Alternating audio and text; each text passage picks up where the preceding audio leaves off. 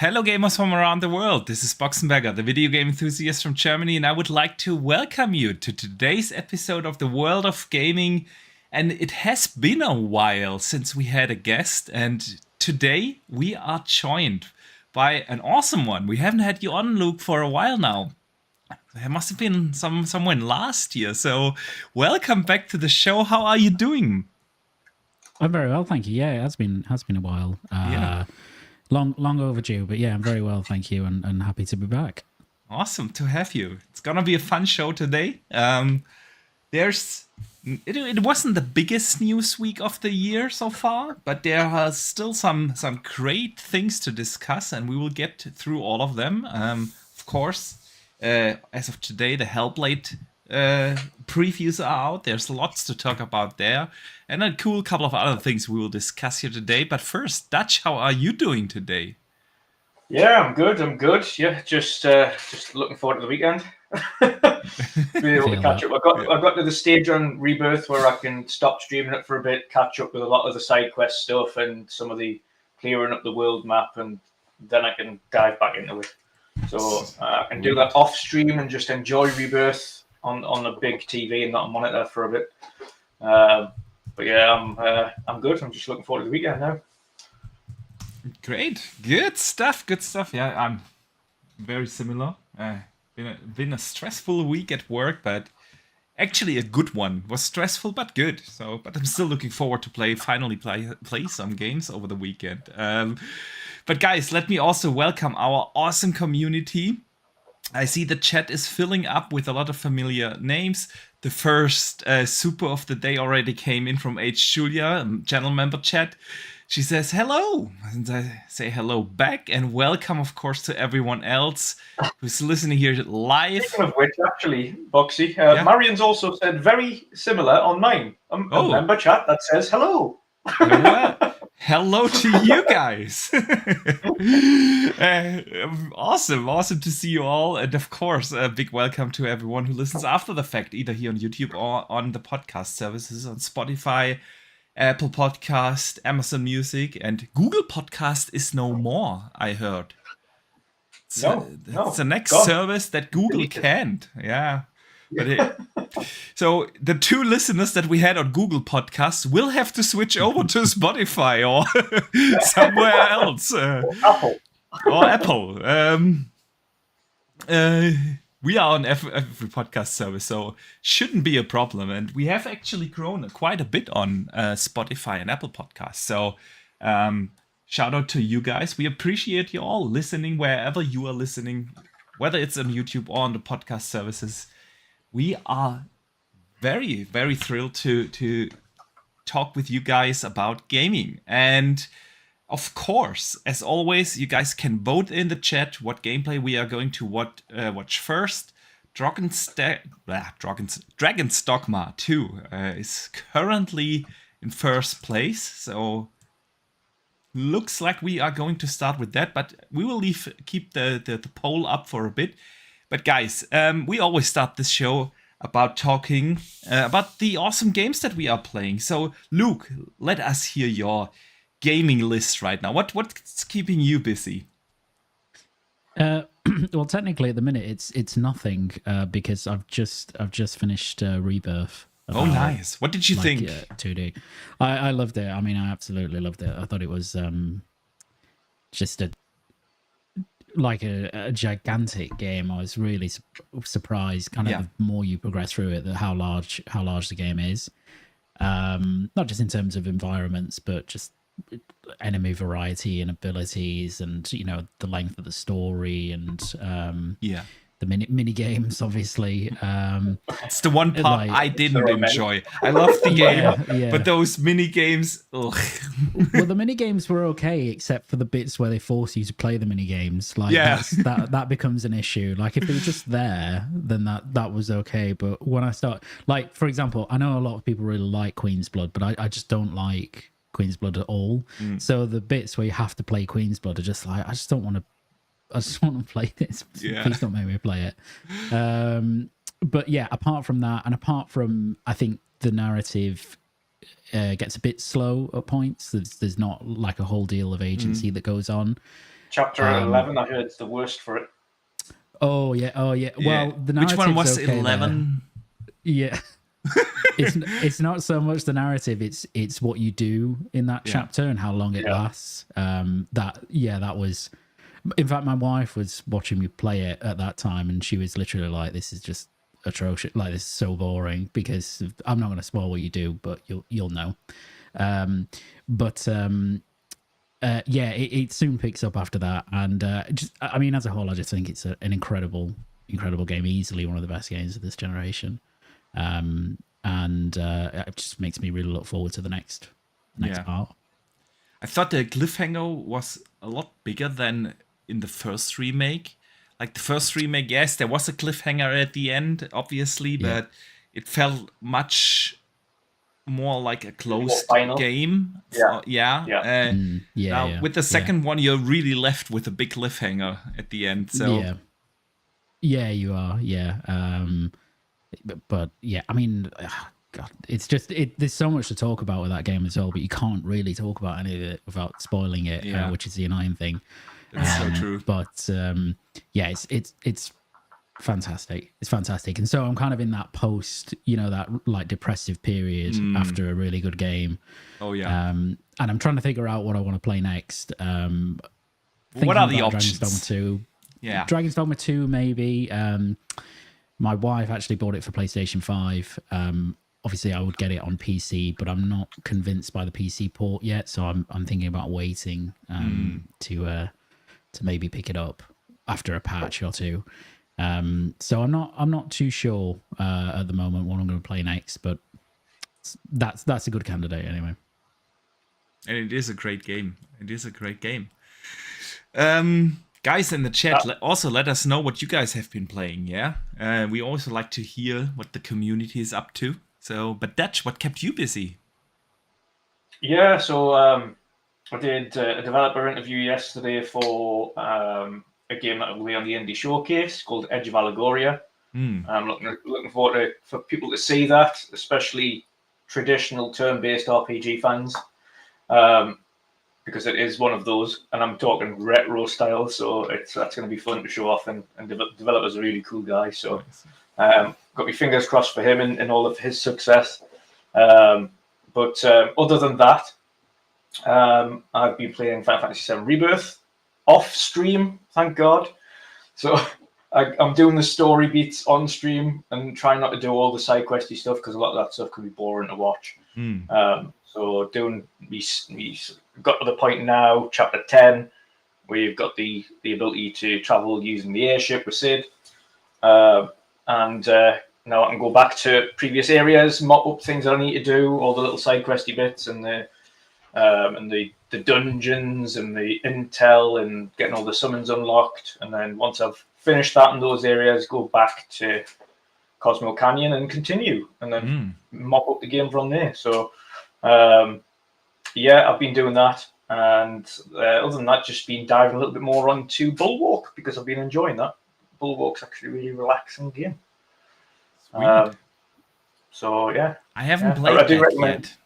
Yeah, you'd like it, I know. I'm probably gonna pick that up after Dragon's Dogma. But I'm just too immersed right now. Well, you know where it is. When I got the review key for it, they accidentally gave me 2 keys. So I'm going to ask them what I can do with that second key. I might do a giveaway or something along those lines. So I've got a second key there, just sitting doing nothing at the moment. Sounds good. Sweet. So. And I was thinking that as well, actually, before we continue, Luke. That's my debacle as well. After finishing Rebirth, do I want to go into another big RPG immediately or leave Dragon's Dogma for a little bit? Because it's one big RPG straight into another massive RPG is a bit much. You just need like a... You know what? Topically, Hellblade 2 would be absolutely perfect right now if it was... Yeah, right. Like an 8 to 10 hour experience. Although I must say, since the 2 games, yes, they are both RPGs, but they are definitely different enough. So, yeah, let us see. What has the community been playing? Julia has been playing Elden Ring. Yeah, getting ready for that DLC. Not too long, not too long. Sith Lord started Hellblade again. I actually have been thinking about that as well. Since you can really like finish that over one weekend, why not play Hellblade again? You can play it at 120 frames now, right? With the next gen patch, and yeah, just getting ready for the sequel. I might just do that. Siki has been playing Cyberpunk on PC, and he says it has become his favorite game of all time, dethroning Witcher 3. Yeah, I don't like that. I can understand it, to be honest, because I absolutely adored Cyberpunk. Cyberpunk was fantastic. Not saying that. Don't get me wrong. But come on, The Witcher 3. Yeah. See, I can understand why people would say it though, because some people aren't into the big high fantasy stuff. Yeah. Like as much as and you're a huge high fantasy fan, so Yeah, definitely. The Cyberpunk setting though, I just enjoyed. It was in typical CDPR fashion. The side quests are phenomenal. Yeah. Like there's not many boring side quests in any of those games, so it's hard to not like what they've produced. And a lot of people put it off because of the state that the game launched in originally. But in its finished product that it is now, with its new expansion, it is just a phenomenal game. It really is. And I thought especially the expansion brought a lot of awesome things to the game. Like fighting from car, the car chasing sequences are now way more fun. It was a great story, cool new area. Cyberpunk was awesome, no doubt. Yep. No doubt. Dustin Lambert has been playing Bolt Gun and got all the achievements and is now starting Diablo 4. That's sweet. So yeah, Dutch, do you have anyone in your chat? Indeed, yes. First of all, Scott says he loves watching the streams in 1440p. Absolutely. Glad he does. We try to both stream in 1440p and 60. Yeah. Yeah. It's lovely and crispy. Next up, this is one for Luke. He says, I'm disappointed that Luke has been playing anything other than Balatro, to be honest. Oh yeah. To be fair, yeah, that's like just part of my life now, like a regular games a day. So I didn't mention it as a result, but yes, I'm still playing that. Governor Grimm's been playing Dragon's Dogma 2, and he says, any of you guys played Banishers? Yes. Oxy's played Banishers. Yes, I've finished it, and loved it. I have to admit, I did not expect that game to be that good.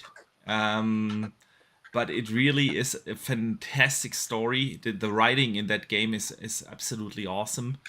There are some really tough choices you have to make. Like, it's not always easy to tell whether you make a good guy or a bad guy decision. It's really tough. The combat is, well, different than other games because it requires you to switch in between the two characters that you play constantly, and it feels a little quirky at first, but once you get the hang of it, it's actually really good and fun. And it's a beautiful game. The music is really exceptionally well in that game, so I can absolutely recommend it. It's probably, honestly, yeah, I really did enjoy Final Fantasy VII Rebirth, but if I had to choose a game of the year so far, I think I would choose Banishers. I really, really did enjoy that game. Yeah. Definitely. Jesper has been playing his first bit of Diablo 4 since the beta. So he's jumped into it full time now, which is awesome. And here's one for, actually, before I get this last comment from Scott, I'm going to go into Anime first. Anime is still been playing Elden Ring, preparing his build for the DLC. Sweet. And Scott has got one for you, Boxy. Hot take. The Witcher 3 is one of the most overrated games of all time. Kicking him out of the chat. Kick him out of the chat. It's total nonsense.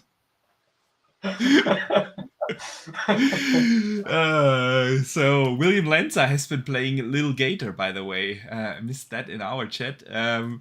So yeah, what have I been playing? Mostly Dragon's Dogma 2. That game is so good, and it's leading in the poll in the chat. I think what um, what I really do enjoy about Dragon's Dogma the most is like it has this Elden Ring vibe to it.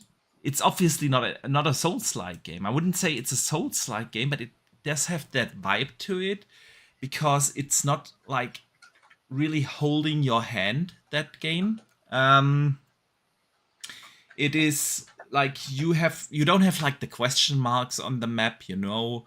You really have to go out and discover everything more or less on your own, or pay really good attention to your environment, because sometimes, you know, the NPCs walking by, they just give you a hint how to solve the next quest and stuff like that, which is really cool.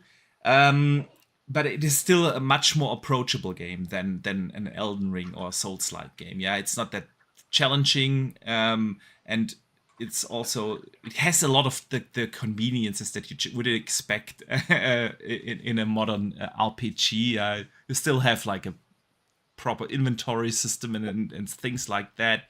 And it does have a good story. I didn't expect the story to go that way, but it is really, really good. Has some great boss fights that you just stumble upon, or I wouldn't call them boss fights, but, you know, like bigger enemies that take you a while, like 10 minutes to take down, and they're completely non-scripted, and you do the craziest shit, like climbing on the back of a troll, you know, to really throw your axe in the neck of it, or stuff like that, and it's really not scripted, and that is very, very impressive. And then just the other day, I figured out that you can basically swap your vocation, which is basically a class, that you choose. You can swap that more or less all the time if you want to. You just have to go to a guild, and they can change, and you can change your vocation. So I started as a warrior, as a fighter in that game.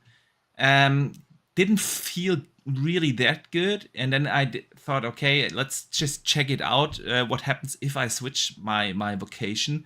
And you can do that, and what is cool about it, you have like this sword and your shield and a warrior helmet, and I swapped to an archer, and they also change all your equipment accordingly. So you get suddenly an archer head, and you get like the archer boots and so on that are also lighter. Suddenly your inventory isn't over encumbered anymore, you know. It's really good, and you get according to the last sword you had, you get a free bow that has more or less similar stats, or is at least the same level, so you don't really miss anything if you just swap your vocations. And the game gives you like 4 vocations at the beginning to choose from. And there are tons of side quests with which you discover suddenly new vocations. Like now I just did a side quest, and now I can become a sorcerer, which is awesome. Yeah, like these kind of things, it just happen. And if you don't do a certain side quest, you just miss an entire class you can play. As it's a really, really deep and good game. So I'm really digging that. And since I have been traveling again for work, I played a little bit on my Rock Ally, and I booted up Sea of Stars again, which is simply a fantastic. So what else you get this month when you're speaking of RPG? Tell me. Eden Chronicles 100 Heroes. Yes, at the end of the month. True. That's gonna be awesome. I already pre-installed on my Xbox, but yeah. And I also played a little bit of Starfield again on the Alley, and I love Starfield. Don't get me wrong. I posted that on Twitter as well. But if I think about it, the post-launch support of Starfield really hasn't been that good. Yes, they fixed a couple of like bugs and stuff, but they promised us to work on quality of life improvements like city maps and HDR improvements and all that stuff, and nothing of that has arrived. We don't know about a launch date or anything about Shattered Space for the add-on. We don't know when that is coming. I somehow feel like post-launch support really hasn't been that good. Don't know what you guys think.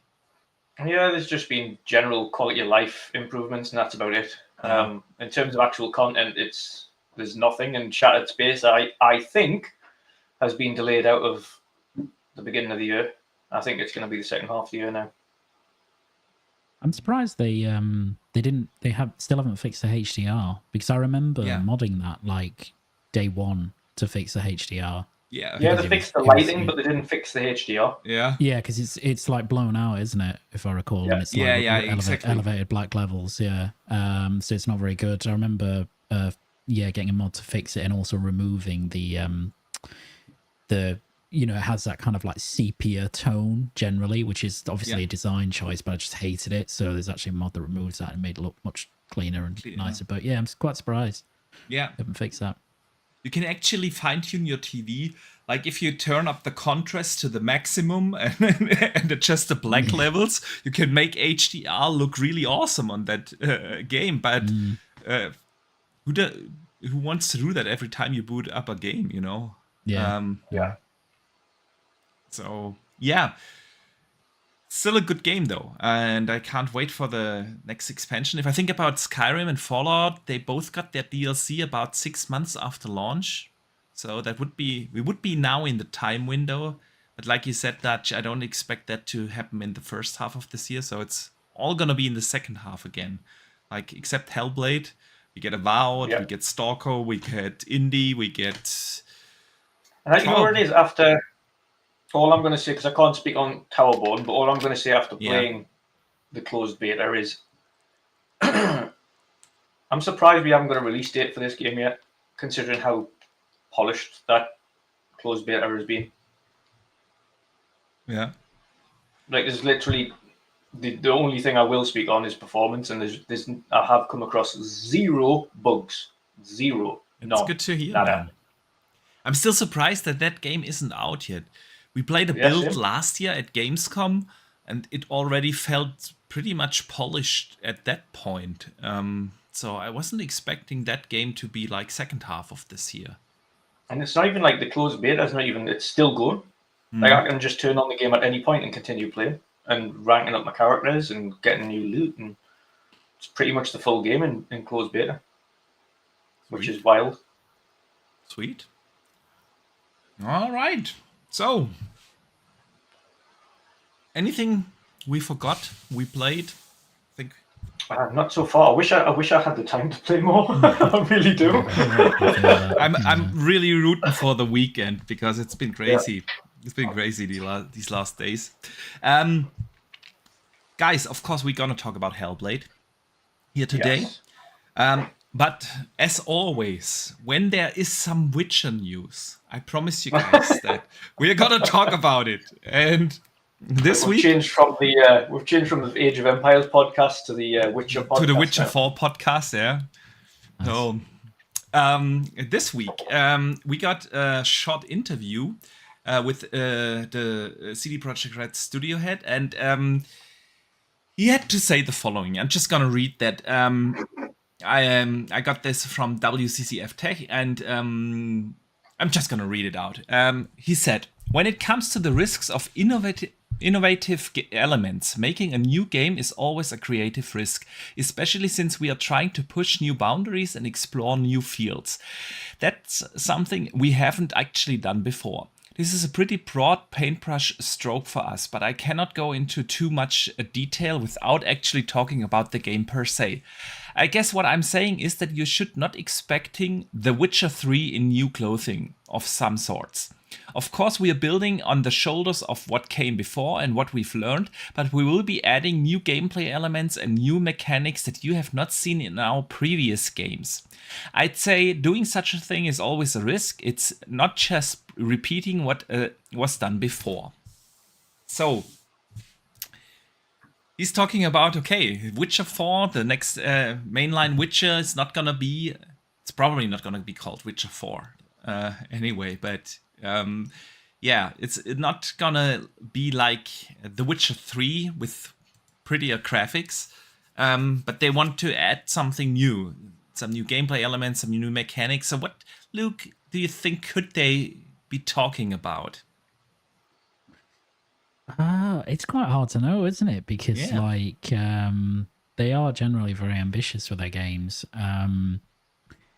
And obviously this is going to be on UE5 as well. Yeah. And they're working with Epic really to kind of develop that in terms of its use for open world games. So I'm not actually too sure what they could be talking about, but I think that's probably what's quite exciting about it actually, because you know, I expect them to really bring a really high budget, impressive game. Maybe they'll bring some like of their crowd tech, you know, like their NPC stuff over. Yes. Obviously, I know from that's in the Red Engine, but I'm sure that they're competent enough to replicate that in UE5, maybe with MetaHuman as well. So that would be really cool to see that in a fantasy setting, because that's one of the most immersive elements I think of Cyberpunk is that technology. Yeah. So that would be pretty cool. But other than that, I really don't know. Maybe just stuff about, you know, how the world's put together and what you can do in it. Man, I'm just really excited for that game. I was really down on CD Projekt Red after the initial launch of Cyberpunk, because I played like 20 hours of that and it just wasn't clicking with me at all, and I kind of put it down, and then it got patched a lot, and I picked it back up, and I was kind of like, yeah, it's all right, you know, I don't think it's Witcher 3. And then they released Phantom Liberty, and I absolutely loved that. I thought it was exactly what, you know, Cyberpunk was supposed to be. So they're back in my my good books for now. But yeah, I'm looking. You know, they've managed to salvage Cyberpunk in such a way that it's actually made me much more optimistic about what they're going to do going forward. So yeah, I don't know what the big revolutionary stuff, so to speak, is, but I think it's going to be a very impressive game anyway. Yeah, absolutely. We kind of expect that from CD Projekt Red, right? Yeah. Yeah, I mean, again, in Cyberpunk, I really did enjoy it. But it wasn't up to the same level like The Witcher. But to be fair, there's barely any game that grabbed me like The Witcher 3. So Yeah. it's still a very good and very impressive game now with all the mods that you can add. It looks phenomenal and runs actually now really good. They fixed basically the entire game, and I know they should have done that at launch, but it is what it is. Dutch, what do you think? What could be the new mechanics that he's talking about? And I mean, I like the crowd mechanics that he mentioned there. Yeah. I also look at where the industry's going with regards to AI and whether or not they might integrate some form of AI NPC integration. Yeah. Where the AI is a little bit more fluid and a little bit more kind of reactive to what you're doing, as opposed to just general NPC kind of floating around like in every other RPG that there is there. I think we've mentioned this when we're talking about the next Elder Scrolls as well, in the implementation of AI NPC. That could really be a real game changer for big open world fantasy RPGs and RPGs in general, when you've got AI that are able to intelligently react to what's happening and give you responses accordingly, as opposed to just scripted responses. Yeah. I think that would be a massive game changer. But when I'm trying to think of new mechanics when it comes to things like fighting, etc., it could be implementation of new weaponry. Of course, in The Witcher, we just had the sword initially. Well, we had the, what's the thing called in English again? Crossbow. Crossbow. Thank you. Yeah. But maybe he's implementing different types of weaponry outside of the crossbow and the sword. Maybe he's go down axes or flails or spears, or just give you kind of a little bit more playroom on types of weapons you can use and what they can do. Spears, even maybe he's launched spears at your enemies, or you just never know. Depends, because ultimately the Witcher is, no matter what he's got in his hands, he's a deadly force to be reckoned with. So it doesn't really matter what kind of weapon you've got there, and being able to kind of play with different types of weapon mechanics, that could also be interesting. Then you go down the Witcher powers as well, all the abilities of Witcher. The Witchers.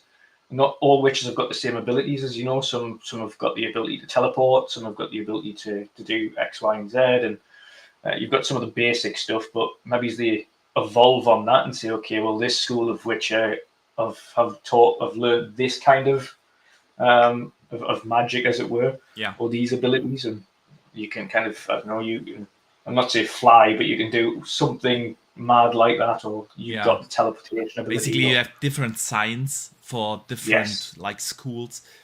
Yeah, man, I would love that. I would actually also love to see what they would do if you would be able to create your own character. In the Witcher games, you always had, obviously you played as Geralt. There was no character creation.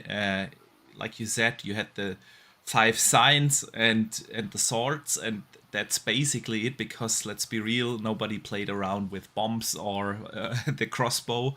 But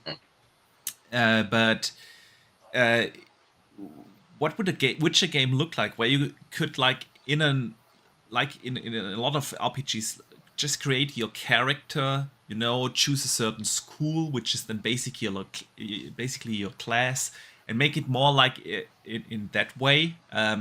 Obviously, you could tell a little different stories with you start in this school or that school. That would be really cool. That's kind of the way that they went down initially with Cyberpunk, was the Street Kid, Corp, or Nomad. Exactly. And we've got 3 different stories, 3 different endings, and then some other secret endings as well for each one of those. And ultimately, again, Witcher was huge in itself, over 200 hours if you do all DLC. But in terms of actual replayability on a game like that, it gets more people interested to replay a game when it's not just the same ending every time, the same story. When you're able to go through as a different class or a different school, and the story. I mean, there were different endings in The Witcher, right? Oh yeah. But I mean, it's more just when there's multiple, not just multiple endings, but literally I know what you mean. Yeah, definitely. I like the.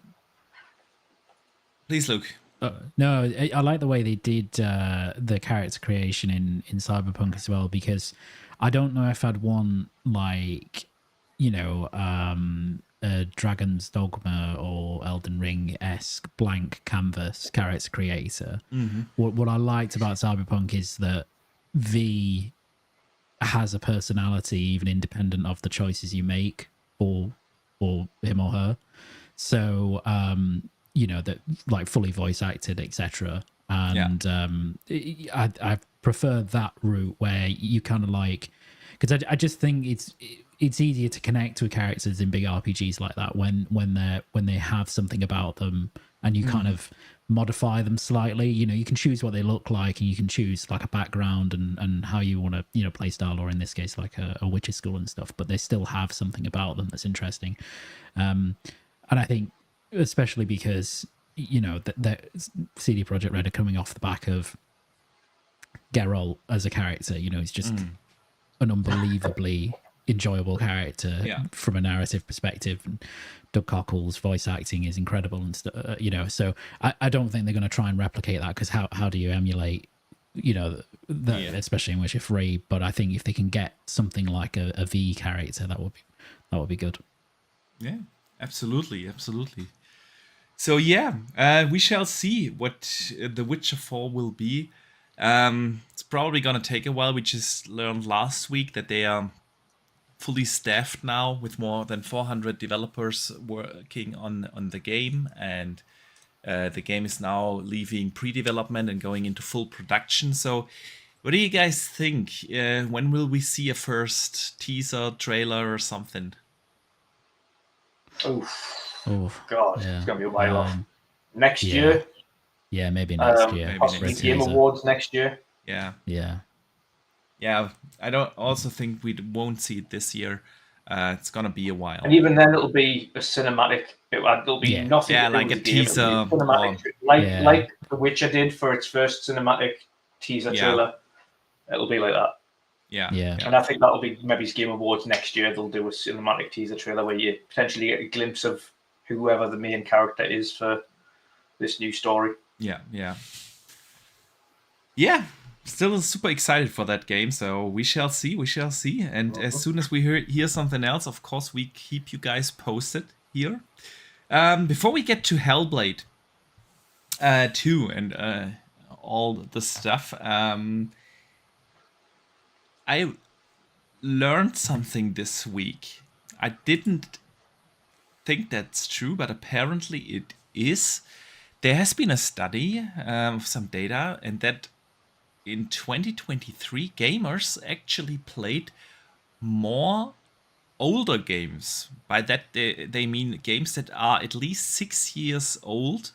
60% of the game playtime across all the main systems went to 6 year plus older games. But I was super surprised. Last year was an insane year for game releases. We had like every month 2 big bangers and but tons of great indie games, and it was like an amazing one of the best years for gaming ever. And still people played 60% of the time with older games. Luke, what do you think about this? Yeah, I saw this. I don't think it's that surprising, to be honest, because I think, like, if you think about outside of the hardcore bubble, Yeah. you know, that I think some of the games are stuff like Fortnite, right, and Minecraft and stuff, and these are just like massively popular, ongoing, ubiquitous titles that are really the biggest things in gaming. The biggest products in gaming. So they're the games that people come back to when they've finished playing other games, basically. And then amongst casuals and the younger audience, they're the ones that just get all of the playtime rather than just some of it. So it doesn't surprise me too much, I guess, because it's just the nature of we're in the live service era in particular, aren't we? So as these games just can't be toppled in terms of the amount of engagement that they get, even in a 2023, an amazing year for games. But little Billy's he's playing Minecraft. He's not going to go and play Baldur's Gate 3. You know what I mean? Obviously, it doesn't reflect our playtime at all. Our playtime would be much more interesting, I think, to look at. Like, if you looked at what we were playing and the amount of stuff we've been playing, it would be more interesting. But yeah, it is what it is. Definitely. Yeah, but you make a lot of sense, of course. If you count the Fortnites and, I don't know, PUBGs or Warzone, Roblox, Minecraft. Yeah. God, my kids are... Minecraft surprised me. That was... hooked on Minecraft. Minecraft firmly in the top 5, and it's been out 16 years. You sometimes forget about it. You know what I mean?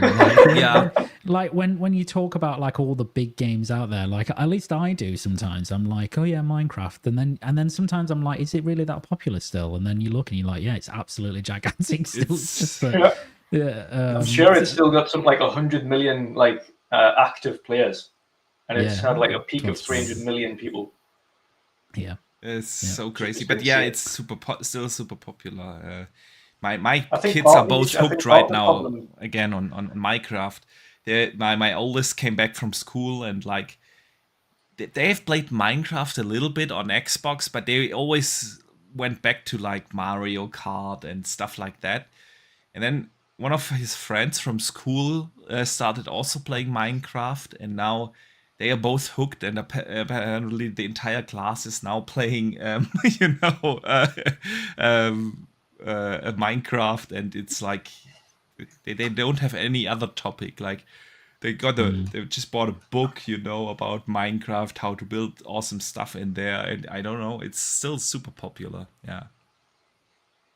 Yeah, I was going to say, I think part of the issue is, and you kind of touched on it before as well, like inside of this bubble that we are, I wouldn't say there's a formal, but there's kind of a thing for us where we try to keep on top of all of the newest as much as we Yeah. can. So we always invest in them. But a lot of casuals really don't.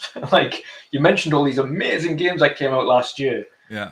But there was for a casual, there was simply too much that came out last year. Except that there was physically impossible for a normal person who doesn't game that much to keep on top of that many releases and try and remember what came out and when. So, so even when they do play these games, you tend to find a lot of them play these games like a year or two after release, sometimes longer. So when we're busy playing the next Final Fantasy in like 4 or 5 years' time, people will just be playing Dragon's Dogma 2, or they'll just be playing something else for the first time. And it's just the nature of the beast with, like you say, casual players. They'll try and get things when they can essentially afford it because it's not their number one priority. It is just when they can.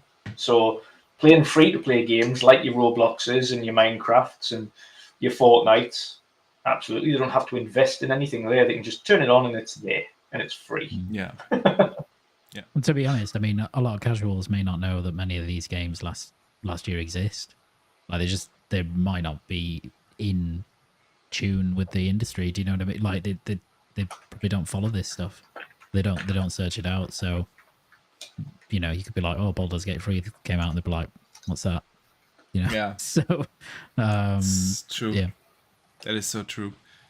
I think that's something we sometimes forget when we talk about gaming in our bubble here, because I think probably everyone who listens to this podcast is more or less considered a hardcore gamer, like he invested in gaming, follows up on the news and the latest releases, and most people just don't. That's so true.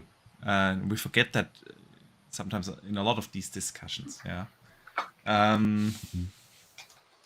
But yeah, guys, let's talk about Hellblade. Hellblade 2 comes out in March, like in 6 weeks. We all gonna be playing that game. And today, a lot of previews released. They flew in a lot of the media outlets to the studio. They gave them a hands-on impression, and the overall thing or takeaway from all the previews is super positive. Like, I have not seen anything negative saying, and that's rare. Not even IGN. Yeah, even their headline was like probably the best looking game ever. You know, and that's of course super exciting to hear that the game apparently really is good. It's what we all hope for. But there's a lot of stuff that we learned about the game, so I want to go through it in a maybe a little bit a different way. So on this, let's start with the story. What did we learn about the story? So I'm just gonna read that from the Xbox Wire post, because they actually posted a little bit about what the story's gonna be like. They wrote, Hellblade 2 follows swiftly after the final events of the first game, where Senua says goodbye to her lover Dillion for the final time. From here, she's to embark on a new quest to ensure that no one ever meets the same fate as Dillion again. Senua is stronger, fiercer, and while she's still ailed by her psychosis, she comes to understand how it manifests and how it's grown to be an important part of her. She's come to a place of acceptance of two things. Says Matthew, I don't know his last name, Matthew from Ninja Theory. One is her experience of psychosis and unique view of the world, and the other is that she can't bring Dillion back. So here we find Senua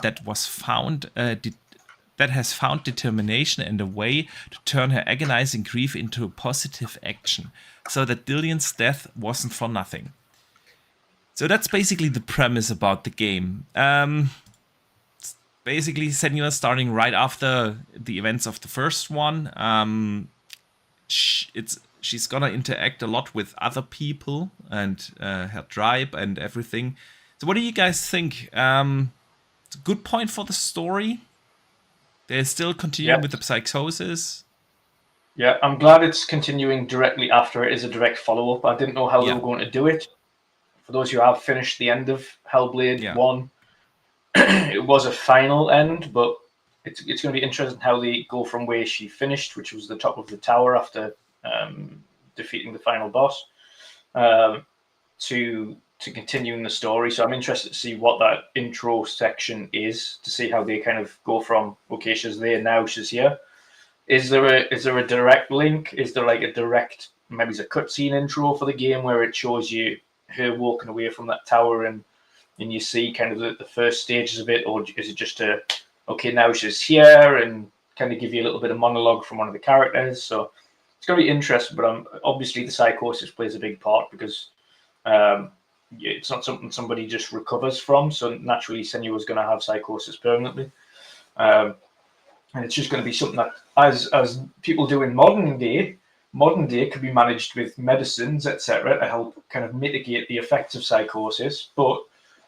And when Senua was around, it wasn't so much something that could be mitigated with herbal remedies.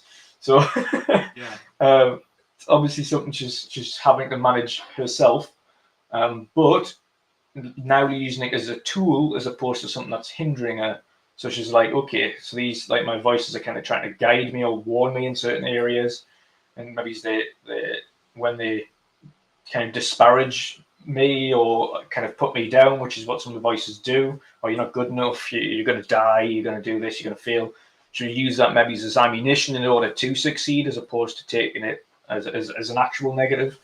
So it is good. It's going to be a different spin on how she used her psychosis, where in the first one she was afraid, as they've described here. This one, she's not afraid of her psychosis now. She's essentially using it as a tool, finds it as a useful kind of thing to have. Yeah. Luke, anything you want to add? No, yeah, I completely agree with Dutch. Yeah, I think I too was in the position of, the first game. I love the first game and I love the story of the first game, but it's a very open and closed story, right? You get to the end of it and you think, or at least I thought at the time, that's it for Hellblade, right? Yeah. Like they're not going to make a sequel out of this. So I was always interested to know, what was the catalyst for Senua Saga, the second story. And it like I like the direction they're going in with it, as I say, not shying away from the fact that she still has psychosis, but it's become, more of a positive almost part of a character, and that kind of leads the story on from there. So yeah, I thought the story setup and the pivot from that seems really interesting. Yeah, absolutely. I also like the idea that this time she actually interacts with other humans. I wonder how that will go. What kind of character is she gonna be once she interacts with other human beings? So yeah, I like the direction. I also thought we're not gonna see a sequel of Hellblade after the first one. But I'm glad they found a good way to bring a new story to Senua. So obviously the graphics are, we talk about the 30 frames in a second, but the graphics are definitely something that stands out. The environmental art director, Dan Atwell, explained something about the game. He said, "We've gone really realistic. There's no camera cuts and there's no HUD. We've given ourselves a really hard job, but these are all choices we stand by. We only had one piece of photogrammetry in Hellblade: Senua's Sacrifice, and we've used over 370 in Hellblade 2. By the way, it's me now adding this information. I read somewhere else that only 8 people worked on that on the entire... No, 8 people worked on the environments and the photogrammetry and stuff. So yeah, he continues, it's all contributing to this sense of immersion. Even if you've never been to Iceland, at a subconscious level, we want you to have this feeling that our world is a real lived-in place. Luke, obviously the visuals are super impressive. Unreal 5, probably the best showcase for the engine so far. It's probably gonna be the best looking game, or definitely one of the best looking games so far. What do you think of all of this? Lot of photogrammetry use. They really tried to rebuild realistic environments, trying to capture that feeling of Iceland. Yeah, I think it looks phenomenal visually. Definitely one of the best looking games we've ever seen. Obviously, it's quite rare because it's going for. There's not many games that go for photorealism, which this is going for. Yeah. There's a lot of games that are hyper realistic. Yeah. And they look incredible, but there's very few. I guess because it's very hard to be photorealistic in games. But with UE5, obviously they're using Nanite. I think they're using Lumen as well. In fact, that's probably the more impressive element of the game to me. Is some of the lighting, particularly in some of the screenshots that were out before these previews, very, very impressive. And then full, really impressive motion capture. On bodies and faces as well. So it looks incredible, and I think what helps it as well is it does that sort of thing which The Order did, which is kind of heavy post-processing. So it kind of, not that there is flaws in the game, but it, because of how that's applied, it really kind of gives it a very CG look. I think it's gonna, in person especially, I think it's gonna blow people away. I agree. Like you said, the post-processing in a lot of games I don't like. For instance, when they add chromatic aberration. But it's because it doesn't fit a game that uses, like you said, this hyper realistic art style. So I usually turn that off. Like, I don't know, let's take Assassin's Creed. Great looking games, but it's not a game that goes for like photorealism. And in those kind of games, those like filmic cinematic effects, they really just don't work. But in a game like that just tries to be as realistic, as photorealistic as possible, it really does add to the experience, no doubt. Dutch, big thing about the game is of course combat. Yes. And Benoit Macron is the combat director of Senua's Saga, and he's said about the game the following: in the first Hellblade, we spent 2 days on mocap. On Hellblade 2, we spent 75 days recording, 60 on our stage, and then an extra 15 on external shots. You will not see any animation in this game that hasn't been keyframed. Mocap is completely different. However we want to stage combat in engine, we can film that exactly on the stage, and there is no retouch at all. That's what we strive for, to give a cinematic feel to our combat, creating combat in the same way that the narrative team creates its cinematics. If Senua gets hit, it triggers something.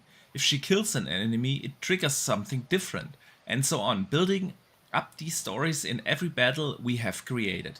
When Senua enters combat, we understand every foe standing in front of her, the strength she needs to overcome it, and most importantly, the struggle in every swing. Made to feel like you're really there with her as she pushes through. This isn't combat designed to make you feel like the untouchable hero by mowing through hordes. Every fight is one-to-one, expertly woven into her adventure to align you with her persistence, whether it's a monumental brawl against an unknown enemy or a random scuffle out of nowhere. So Dutch, I know you've been really excited about the new combat system. So Obviously, it's not going to be a hack and slash kind of combat system. It's a heavy one. It feels impactful. Um, they place the combat very strategically, obviously. And also in a lot of the other previews, people described it as really heavy and good feeling. So what do you think about the combat? Yeah, it's interesting that they've went for a one-on-one approach this time, because of course, for those who played Hellblade 1, and I've got it in the background on my stream now, there was parts of the combat where you were doing one-on-one, but there was 5, 6 enemies on screen at any one time, and they're all just trying to attack you at the same time. So the dodging became somewhat problematic at times because you couldn't see where the enemies were because they were off screen and they would attack you whilst you were trying to attack somebody else. Whereas this time around, as they've kind of alluded to there, they've took inspiration from Game of Thrones in a certain scene or certain episode called the Battle of the Bastards, where the main protagonist, Jon Snow, is essentially fighting 1v1 on enemies all the way through this scene, whilst different people are in fights around them and certain other things are happening. This game does the same. So instead of just you on screen having a fight, in the background, other people are fighting against enemies and things like that. So it feels a little bit more realistic with the combat because you're not just fighting as yourself all of the time. It's often in kind of big scenes that are or more battles where you're fighting 1v1 an enemy, and then one of your people happens to go down when you beat them through flames or whatever, and then you end up fighting that person instead.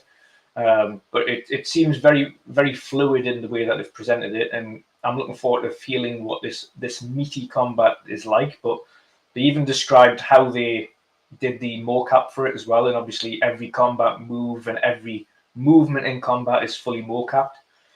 Versus the first game where they were in a tiny little hall and they couldn't even reach high enough because if they went too high with the weapon, it would hit the roof. Versus this one, they've got a giant auditorium where they can have full-fledged fights in the middle of a giant room and just go at it at each other. So there's far more maneuvers, there's far more kind of realism in the way fighting looks and acts and behaves. And again, I'm just looking forward to feeling how this combat feels meaty, because I think every preview has said exactly the same thing. It feels heavy, feels substantial, and with every blade strike, you've like gutting somebody or slicing them in different ways, and it feels impactful. Whereas the first one, there wasn't really much impact on the fighting in itself. Although the fighting was good when it was at its best, there wasn't really much impact in the weapon strikes. So I'm looking forward to seeing how that has changed. But it's great to see, after all of this worrying from the community about the combat and whether or not the combat's going to be good, that everybody who's previewed the game so far, and they said it was the end of the preview that they got to play, there was that big fight sequence with multiple different kinds of enemies for them to kind of fight against so they could get a good idea. And every one of them enjoyed the combat, its fluidity and its brutality. So it's good news all around, I think. It's going to be interesting. You're muted. Pardon me. I agree. Luke, anything you want to add? No, yeah, I think the combat of the first game was probably its weakest element. I think from memory, it was like okay, like good enough for what they were doing. Yeah. So I was coming into this not worried as such, but wondering what they would do to alleviate that issue.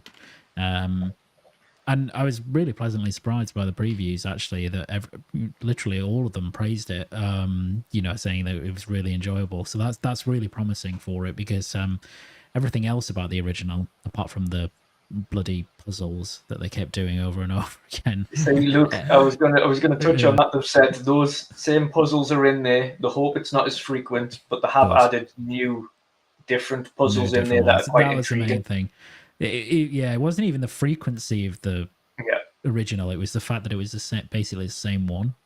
So that's good. That's promising. So yeah, I mean, it looks like they're trying to fix really the criticisms that people levied at the first game, which is great, which is exactly what a sequel should do.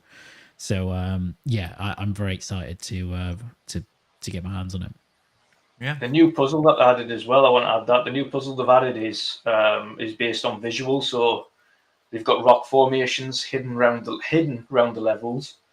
That add narrative extras to the game. So when you find these rock formations, you kind of have to look at them closely. And if it looks like a face and you zoom in on it, it then kind of the illusion breaks and it opens up a secret area. And you can go down that area and it opens a whole new narrative thing that is part of Senua. So, and these are hidden areas. So you might miss narrative bits within the game if you don't find these hidden areas. So it adds a little bit more to it as well. That's cool. Yeah. That's cool. That's cool. So another thing, obviously, is the audio. A lot of people, a lot of the previewers said, well, it's even better than in the first one. I still believe that this was probably the technically most impressive audio I've heard today. The binaural audio recordings of them, especially, of course, when you play it with a headphone, is just impressive, and that they definitely have improved upon that, and it's coming back in a big way. And it plays a big part again in the game to immerse you in that world, in Senua and in her psychosis.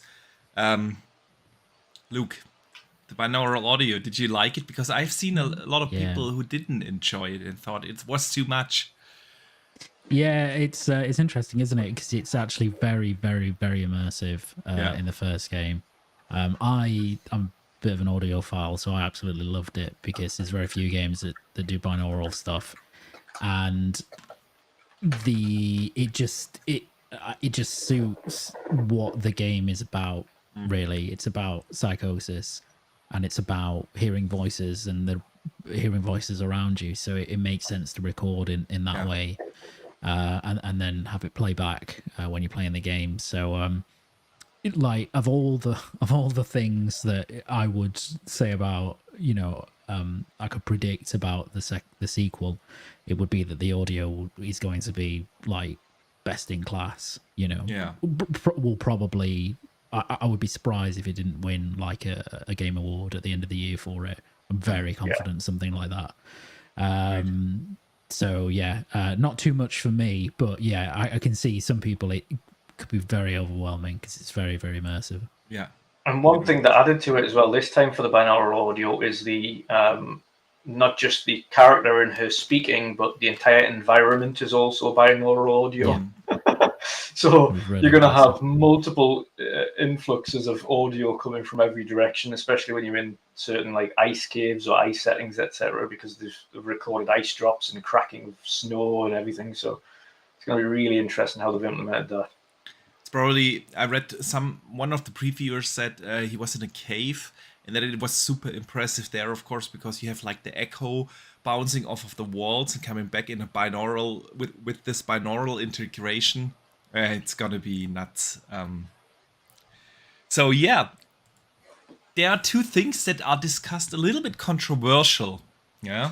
Out there. The first is something that they directly addressed, and that is the playtime. Of course, like always, when something happens, some people are acting. How do I put this? Weird. On socials. The game is apparently about the same length like the last one, which would be like 8 to 10 hour game. And the studio had said, so I'm really pleased to see that there's a lot of people that actually enjoy a shorter experience, something that they can sit down on a whatever Friday night, stick their headphones on, turn the lights off, and kind of sink into an experience. And players who don't necessarily want something that is 50 hours long, 100 hours long, so it's as long as it needs to be. And I'm one of those people. I like shorter games. I think there's a lot of pressure on people's time these days, and I think our fans, from what we hear from them, that enjoy a shorter game, where our intention is that every step of that journey is meaningful. There's an audience of people that want games that are focused. Luke, do you think 8 to 10 hour games, is that a problem? Is that a rip off? What is No, it? that is when if any developer says that, it's instantly I'm interested in the game. Same Like, here. Music to my ears. yeah, music to my ears. Like, I do not have the time to play constant 20+ hour games. Like, I simply don't. It's not just the time. I don't have the mental bandwidth to commit that much time to some of these games, with exceptions, right? So it like, value is entirely subjective in this, and you could give me like 8 incredible hours over 30 good hours any day, and I would pay more money for the 8-hour experience. And yeah, the length of the game is not an issue at all, but particularly because, one, it's on Game Pass, so it's not as if you have to go out and spend a load of money. Yeah. And even but if you even did that, wanna I play think it, with $50, it's fairly priced. 50, yeah, exactly. Yeah. It's a cheaper game. They're reflecting it in the length in the price, basically, which is rare. So like it's just, when people complain about that, it's not I really don't think it's a valid complaint. I understand that people want value for money, but they seem to equate the sheer amount of time you can put into a game with value, and I don't it just doesn't fly for me, that that logic. Maybe it does if you can't buy many games and you have to really carefully pick and choose which ones you get to extract maximum time out of them. I understand that, but that just never factors into me. It's the quality of experience worth the money. It doesn't matter about the time. It doesn't matter how long it is. Yeah, I fully agree, and especially with these linear story-driven games, kind of have to make that an incredible experience. Pacing is absolutely key, and there are some really good, great story-driven games. Like let's take Last of Us 2. Great game, don't get me out, but it would have been a greater game if it were 10 hours shorter. I thought it was too far stretched out in the middle part and more towards the end, and so having like an 8-hour game, maybe a 10-hour game, depends of course on how you play, how quick you solve the riddles, how good you are in the combat, but yeah, let's say 10-hour game, perfect. If every minute is like an awesome experience where you just don't want to put the controller down and have like this wow effects all the time and have great pacing in the story, I take that over a lengthy game anyway. Don't get me wrong, I do enjoy like the Dragon's Dogma. I love that game, where I can spend 100 hours in a game easily. But these are different experiences, and they are both worthwhile. It doesn't make a 8 to 10 hour game per se like a bad experience or not worth the money thing. Yeah, plus, like, I don't know about you, but I don't really want to spend 30 hours in Senua's world. Like, no. The idea of that does not sound particularly pleasant. Like, I want to be in and out of there and just enjoying the experience. Absolutely. I don't want to live psychosis. Exactly. I don't want 30 hours of that.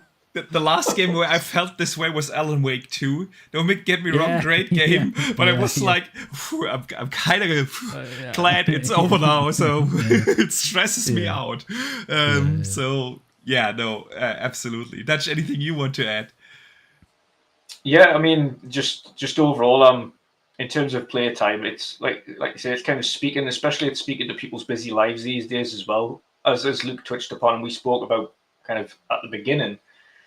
When we're talking about what games we're playing and coming off the back of Rebirth, which is a monolith of a title, and then Dragon's Dogma 2, which is another monolith of a title, and then linear games are even getting longer these days. You're talking like 20 plus 30, 40 hours.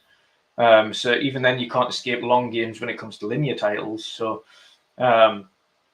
it's a breath of fresh air, not only to see them reflect the price in the playtime, but also to to be kind of sticking to their guns and saying, listen, like we'd rather create a more realistic cinematic experience over an 8 to 10 hour period that is something that is memorable than do a long arse game that might take like it might even detract from it, like you mentioned The Last of Us, which is one of the key points a lot of people said. Even people who loved the game said it could have been 20 hours shorter and it would have been fine. So yeah, I absolutely agree, and it's like I mentioned, it's music to my ears because I just don't have the time to continue to play these huge games. There's not enough time in the day. Yeah, that's true. So true. So another big controversial thing is, of course, the frame rate. It's gonna be 30 FPS on consoles. Yes, I know Luke is already smiling because he doesn't care with his 4090. Don't say that. Don't tempt fate. We don't know what the PC port's like. I said that before as well. I'm looking forward to seeing what the specifications are for PC. But so on console, 30 FPS, and of course, I kind of expected that. With everything we've seen, the visual fidelity, the quality of the animations, the lighting, and everything that goes on in Hellblade, I would have been super surprised if that game ran at 60 on the consoles. But still, of course, it always comes down to this question. The consoles were promised to deliver this gen a 60 FPS experience as a standard. We knew that there were exceptions that will do 120, and we knew there will be exceptions that would do 30. But now we're going back to this, okay, there's basically every game, more or less every game, running at 30 now on consoles. Yeah, if you look at all the bigger games over the last 6 months or so, they basically all were 30 on consoles, and if not, they had a performance mode that was basically unplayable, like Final Fantasy VII. That then took us back to 30 again. So even if you had the option, and even those options aren't a fixed 60, they're like 45, 55. So and that of course brings out a lot of discussions again. Some people say just get a PC. Yeah, of course. But there's a reason why some people don't want to play on a PC. I'm one of them. Yeah, I do actually have a PC, and it's not a Luke kind of PC, but it's still a good enough PC to be able to run that game probably at 60 with high quality settings. And I still would prefer to play it on console. And probably will play it on console. So there's a reason why people want to play on console. So I always kind of find it weird that the solution to 30 FPS is to say just get a PC. I think they both have their rights to exist, and some people prefer to play on PC and some prefer to play on console. And the promise was 60 is the standard for both systems. Yeah, this is not just an Xbox thing. That's for both systems. And now, of course, we are at 30. I mean, and you could bring up the argument, of course, well, does it really matter that much in a game like Hellblade, which isn't super fast-paced? There's a lot of, like slower sequences. There's even the combat is not like a fast-paced hack and slash. So it's probably not the worst experience you can get at 30. But still, what do you guys think about 30? I want to start off actually before I dive into it. I had a super chat, which was Hellblade 2 related earlier on from Face23BKMY, $20 super chat. He said, Hellblade 2 looks great, good positive reviews, but 30 FPS is disappointing. Why can't Xbox give the options to their players? All PS5 exclusive games have a performance mode option for their consumers. There's one quick answer for that, which people won't like, is that Xbox do not mandate that developers provide a 60 FPS option or 60 FPS as a target at all. Whereas I think PlayStation have a mandate of at least providing a 60 FPS option. It doesn't have to hit 60 FPS, but the option for performance mode, I think, is mandated within PlayStation's first-party studios. On Xbox, there is no mandate for 60 FPS at all. It's entirely a development choice. on that front, it would be a case of, do Xbox then pursue mandating developers to include that on launch, and thus potentially elongating the development process longer in order to make sure that the performance modes are of good quality? Because again, we don't want to get into these areas where we've got Final Fantasy VII Rebirth, where it looks great in quality mode, but then you go into performance mode and it looks like a smudge. And ultimately, it detracts from the game in that point. It might run okay and it might run fine if you've got VRR, because again, it doesn't hit a solid 60. But in terms of visual, it detracts so much from the actual experience that you don't want to play it that way, even if it does feel better, because it just doesn't look great to look at on a large screen. And these consoles ultimately are mostly played on big TVs or TVs in general, as opposed to monitors. There's only a few of us, the hardcore, that play on gaming monitors that are capable of higher refresh rates and VRR and things like that. And again, the adoption of some of these LGC ones and HDMI 2.1 120 hertz screens with VRR, FreeSync, G-Sync, etc. built in are also not widely adopted by the general public. So it's one of those fine balancing acts. Yes, they said the standard would be 60 up to 120, but then not having a mandate for 60 is a choice that Xbox made in order to give their developers free rein over how they presented their games. Ultimately, both, and they both hate hearing the fact this, but artistically, both Hellblade and Starfield chose to have 30 as their baseline, and ultimately saying, listen, you can get higher on PC, but from a cinematic perspective and the way we designed the game, it was 30 FPS in mind because of the way the pacing worked, etc. And if you want that ultimate experience on launch, then go to PC essentially, or PC will have that option. Now, I'm sure as well on the Hellblade front, they kind of said PCs. I think it wasn't even that. It was just you should have the option for up to 60 frames on PC or something like that. I think it wasn't even like guaranteeing 60 frames on PC. It was just like if you want to play on 60 frames PC, it's supposed to we can do more than that. And again, it's going to be intriguing to see what requirements, because that's a little bit more of an eye opener when we start to see the requirements of what PC requires to run Hellblade. A photogrammetry game, an actual realistic looking photogrammetry game in Unreal Engine 5, the first one that has had what is seeming to be a good performance and great visually.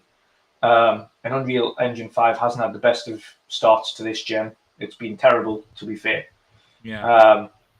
It's going to be interesting to see how that is performing on PC and how optimized it is. Again, I've said this multiple times when we've had this debate. For me, 30 frames doesn't bother me unless it's competitive, in which case it needs to be 60. Has to be. If it's a linear adventure game, if it's an action adventure game, anything like that, 30 is fine. I don't mind 30. I can understand people want options. That's the thing. It's not mandated, which is the problem. So you're not going to see developers forcing a mode in there because Xbox are not mandating that. In terms of performance, again, I harken back to simply, if this was potentially something like id Tech, you would probably guarantee it would be 60. But it is Unreal Engine 5. The engine at the beginning of this gen has had its issues. It is the first game that has been of this quality on Unreal this gen. So it's going to be interesting, really, to see how it pans out when we on PC. Yeah. Because ultimately, if it's going to be a case of to get the optimal performance on PC, where you're going to get a like-for-like experience, you're going to need, and 60 frames, you're going to need like 16, at least 16 gig of dedicated VRAM and 32 gig of DDR, and you need this, that, and the other on top of it, or the minimum kind of card you can have is like a 3070 and no less. Then ultimately, okay, Yeah. This thing's chugging along. We shall see. What do you think, Luke? Obviously, you're best suited here in this panel for whatever Hellblade throws at you with the 4090. But what do you think of this 30 FPS discussion? Yeah, I think, I mean, I get why people are disappointed with it. I don't necessarily know why it's too surprising with this game, because I think most people could have looked at this game and gone, they're probably targeting 30 here, just by the nature of what they're pushing in terms of visuals, and by the nature of the type of game that it is, because it's not as if it's like a sprawling action adventure. It's very linear, very kind of directors almost. Like day one, I was pretty confident that this would be just a 30 game, and I would have been surprised if they'd come out and gone, oh, actually, here's a 60 mode as well on console. Yeah. But I do get the frustration, I think, from some people that are like, well, we're kind of regressing almost the further we get into the gen, where we're getting like less 60 modes in games. I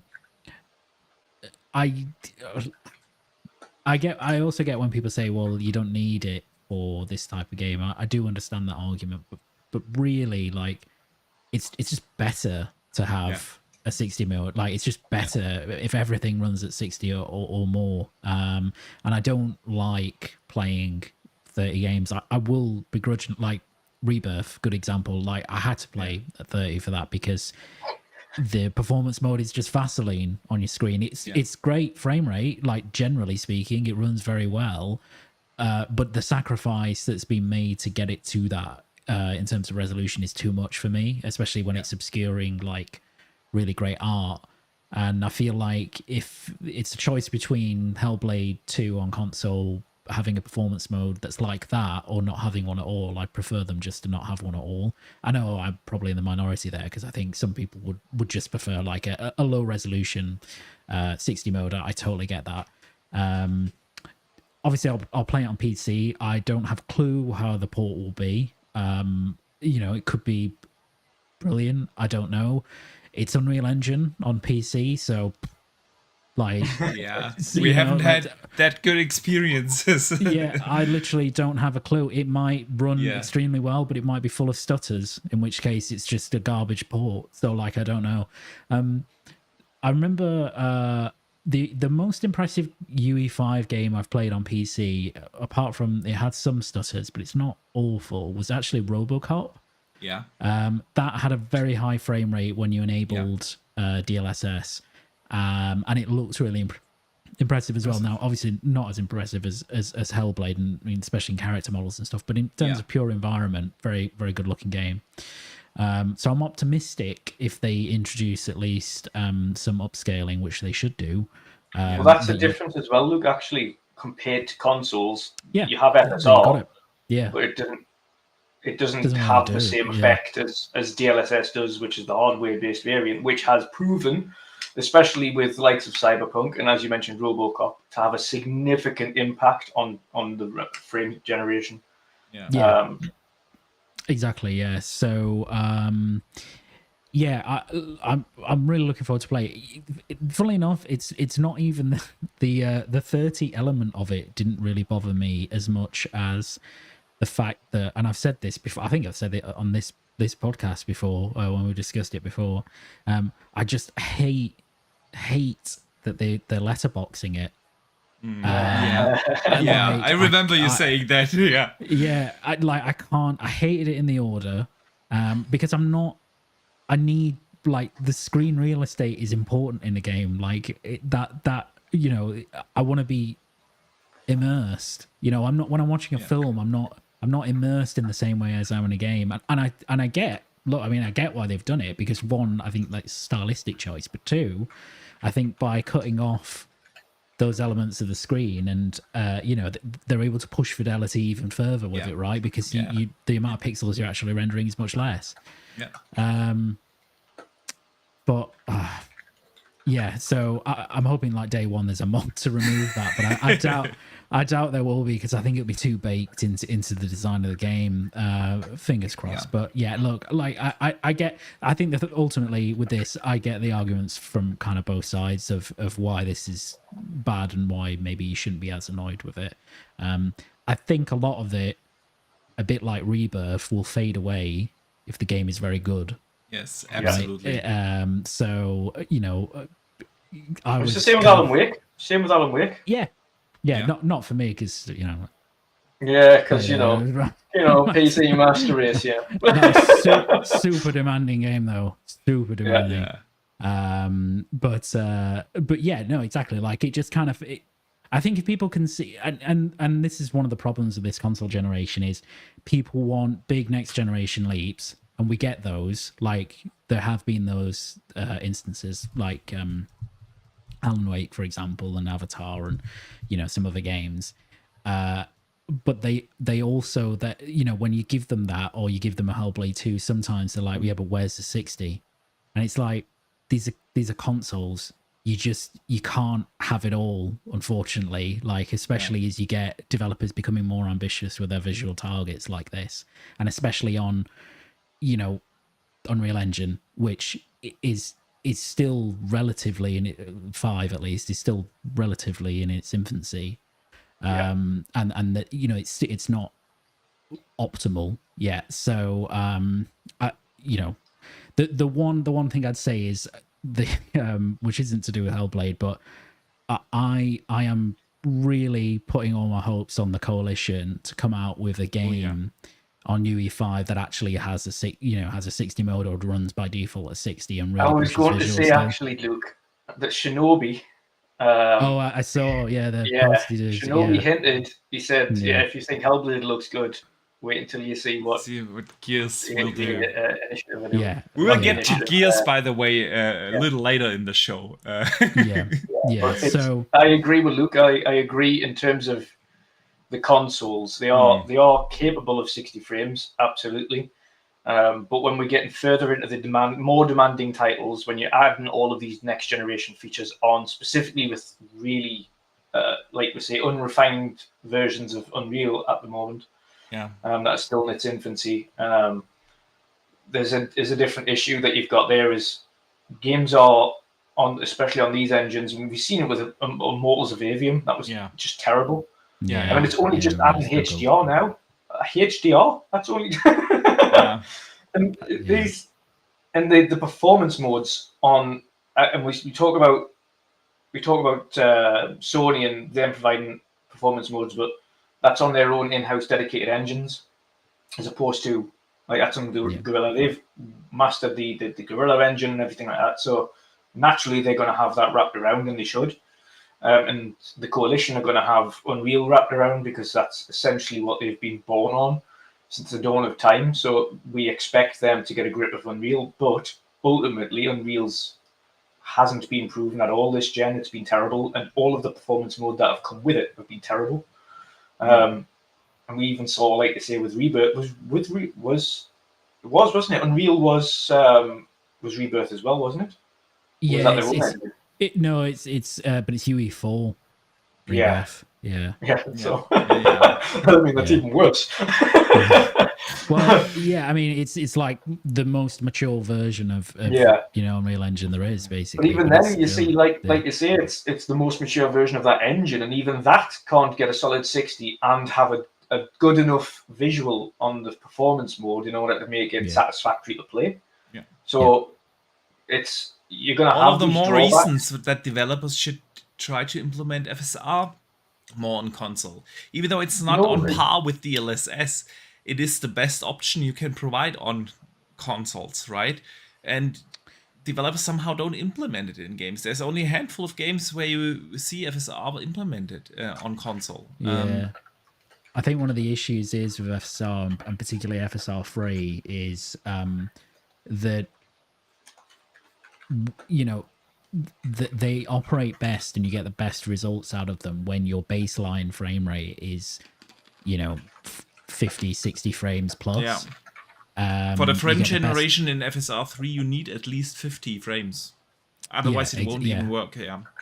Yeah, exactly. And I think Digital Foundry have described it before. Like, if you put garbage in, you get garbage out. Yeah. Right. So the problem, I think, is that the baseline frame rate for some of these games is just not high enough to justify introducing, FSR 3 or even FSR 2, because the artifacts that you get by the end of that are just, Immortals of Avium is a good example on its FSR implementation. It just looks dreadful, just smeary, and just not good. I miss checkerboard rendering, man. I mean, stuff like that. Like the bespoke stuff is I think a lot better, but we're just getting less of that.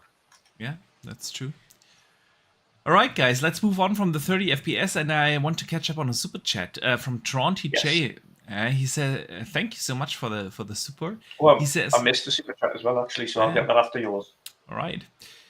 He says Xbox handheld should be $700, 1080p, 120 frames, docked 4K 60 with native Xbox and Steam.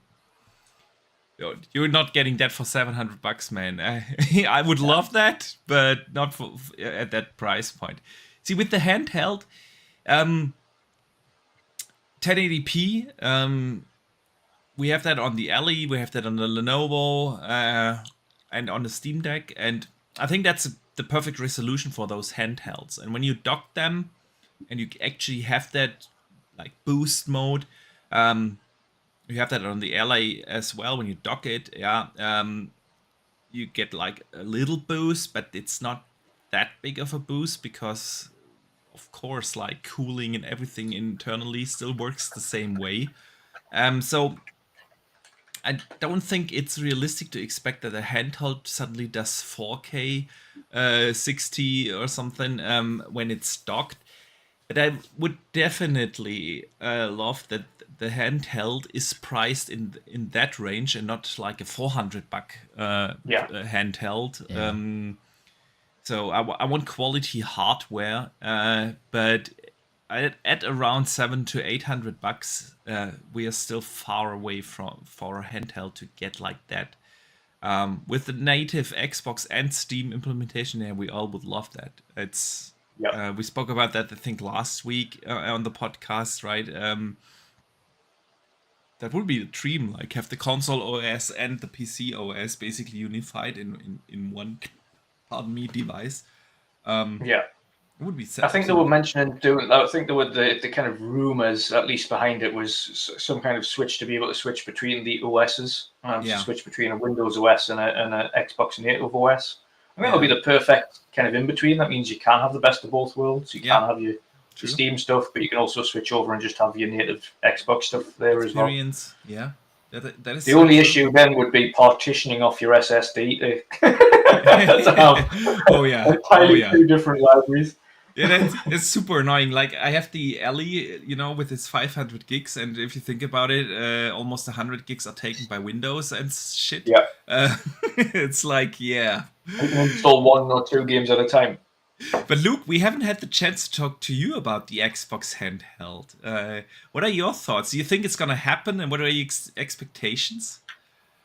Yeah, I think it's going to happen. I think there's too much smoke for it not to happen at this point. I'm pretty excited about it. I don't know how well it will do, almost. Like, I don't know if it will be a big success for Microsoft or anything, but personally, I'm very excited about it because if there's one thing that they're pretty good at, it's making quality hardware. And I think that, they could do some really good things with a handheld, particularly built on new technology, in a couple of years, because we're seeing pretty significant advances in terms of APUs and such. It's a real shame people aren't using NVIDIA more, because the stuff they're doing is just incredible for mobile stuff. But anyway, I said that to Dutch. To see an NVIDIA console as opposed to AMD. I said the exact same thing to Dutch. Like, I would love for the next Xbox to go away from AMD and check out the APUs from NVIDIA. There are some great combinations already out there with an Intel CPU and an NVIDIA GPU. Like, that combination in a console Man. Yeah, it would be just bring back the OG Xbox days. That's what I say. Bring back that hardware. Yeah. Because I just think that they're just, at least in the high performance stuff, they're just so far ahead of AMD at the moment, which is a shame for consumers because we need AMD to actually be better at that. But anyway, but yeah, I look. I mean, whatever hardware it is, whatever APU it uses, it will. I think it'll be a really, really good piece. Just the only thing I ask, this is literally the only thing, is please give me an OLED screen. That's all I like. Just give me an OLED, just an OLED screen with HDR, because I've got the Steam Deck OLED and it is the most phenomenal like mobile screen that I've ever seen. And it just elevates the entire experience so much, having a screen of that quality. So even if it's a separate option, I've got to pay extra, no problem, that's fine. Just give me that option. That would be awesome. I mean, I don't have the Steam Deck. I have the Rock Ally, which has an LCD, and it's still a pretty awesome screen. It has also HDR. Colors are popping super sharp, but nothing matches the contrasts you get with a proper OLED. Like the dark, the blacks levels are just nuts, and that would be absolutely awesome. When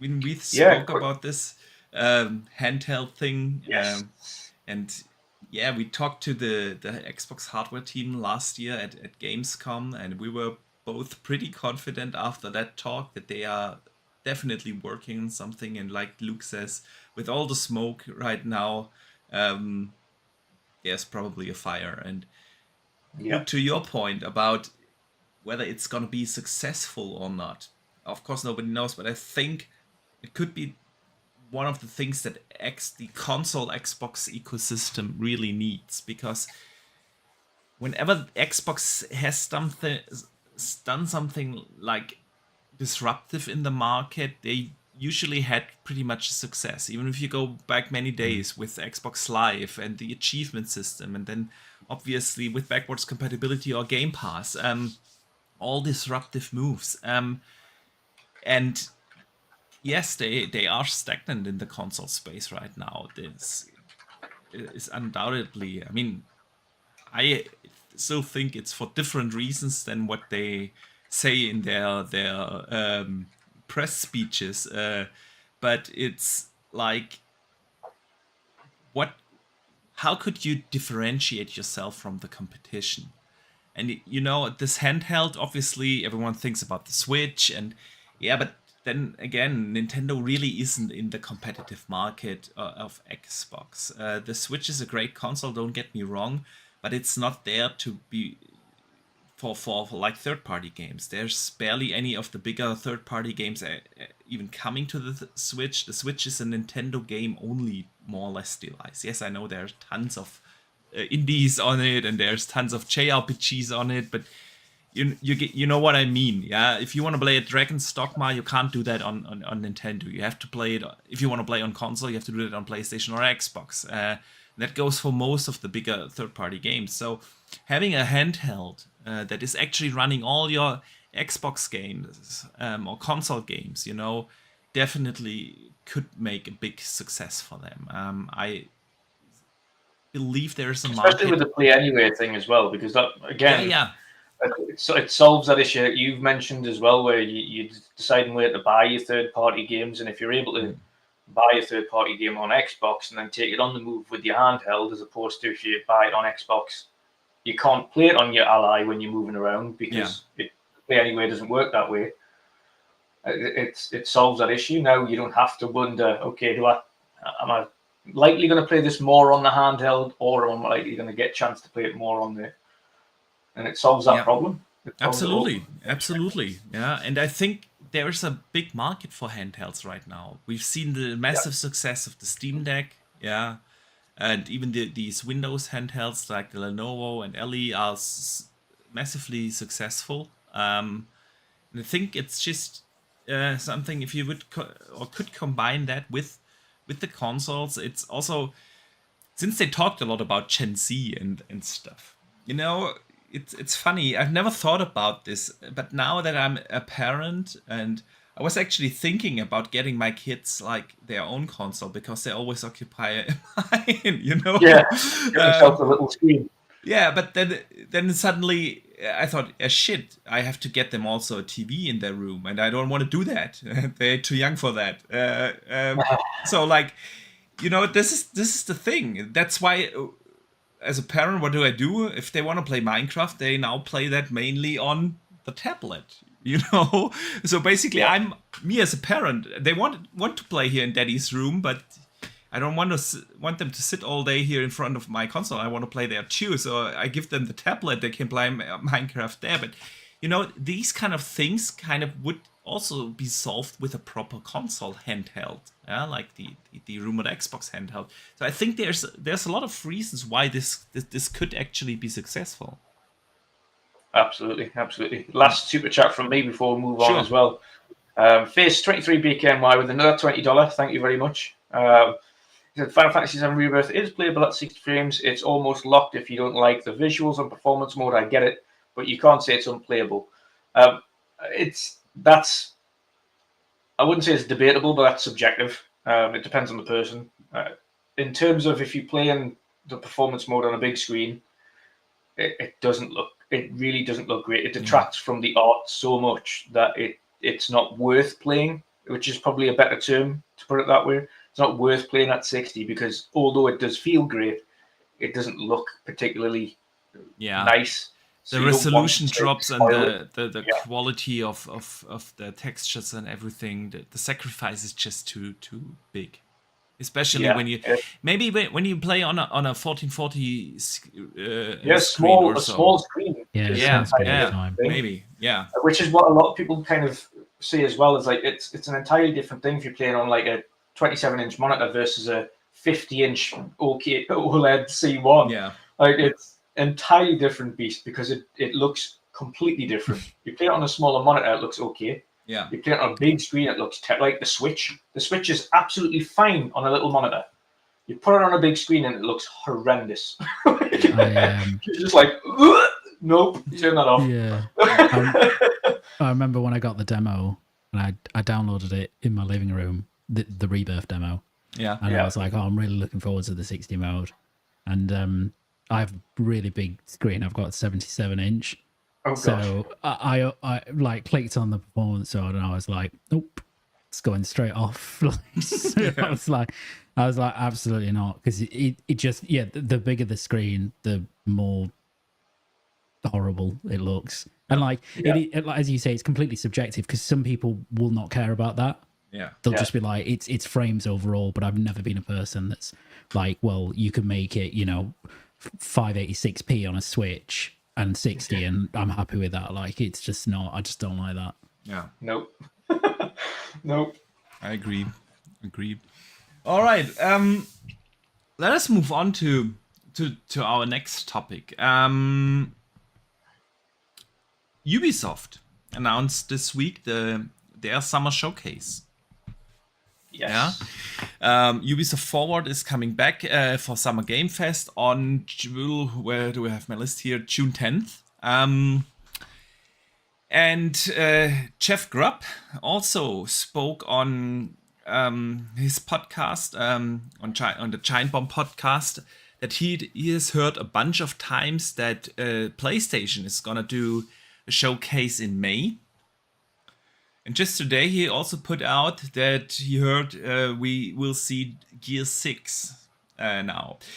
Now, since this is all, except the Ubisoft thing, of course, which has been officially confirmed, the rest is speculation, but I would like, nothing against Jeff Grubb, but that's basically an educated guess. Because PlayStation in the last years always went May for when they did something, like 2 or 3 weeks before the Summer Game Fest, So it's just an educated guess that they are going to do that again this year. Would make sense, Same for Gears. He said the same thing about Gears last year. He was like, we'll probably see Gears this year. And I mean, if you think about it, Gears 5 is now, 5 years old? so that we would at least see it this year is highly likely. But I want to use this opportunity to discuss this because we are moving towards the showcase season. Quickly. It's here like in no time. In 2 months we're gonna have the showcases. So yeah, Ubisoft has been confirmed. Maybe we start with that before we talk about PlayStation and Xbox. I think with Ubisoft, we sometimes don't give them enough credit because their showcases, yes, they can be weird and quirky, and there are always like the Let's Dance stuff and the Rabbit meets Mario kind of stuff that nobody cares about. But they are the only big third-party publisher that actually give us proper showcases these days, right? EA isn't doing them anymore. Bethesda obviously is now integrated there. Warner Brothers is doing nothing. So from the bigger third-party publishers, they are the only one that actually bother to put one together. And we had you on, Luke, as well to discuss last year's.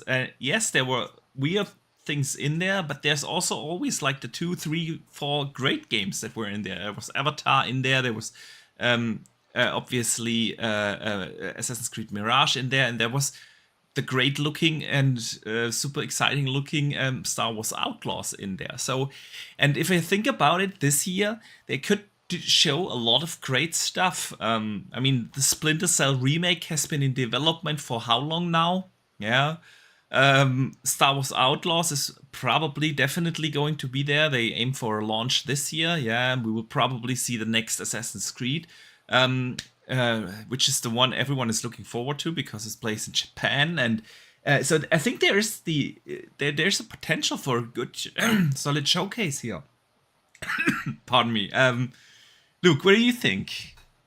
Yeah, I think they're weird, Ubisoft, because I remember a good few years ago when E3 was still a thing that they would almost consistently have maybe the best show out of most publishers, including, Sony and Microsoft, because they would always have like some really big, cool games that, you knew were coming, but they'd reveal and stuff. But they would always have like a Watch Dogs or something like that. And I know, like, ignore the final product, but like the promise of like this really cool new franchise or something, or a new installment in an existing one that's quite ambitious. So I feel like the last few years, even though they've had some good stuff, they dropped off pretty heavily. But as you say, last year I think it was a lot better. A lot of that was saved by Outlaws, which looks really good. And this year, look, I mean, I'm really excited for Outlaws. Obviously, we should see much more of it. If they've got that and they've got AC Red, right, which should be a pretty big leap for that franchise. And if they also have, say, Splinter Cell remake, which it's pretty much my most anticipated game coming from them, then they'll have that'll be really, like, just that alone will make it a good show, because those are 3 big titles. Remake in particular could be really special, I think. It's been too long since we've had a Splinter Cell game as well. I don't know why, by the way, that franchise was so successful and they just let it die off.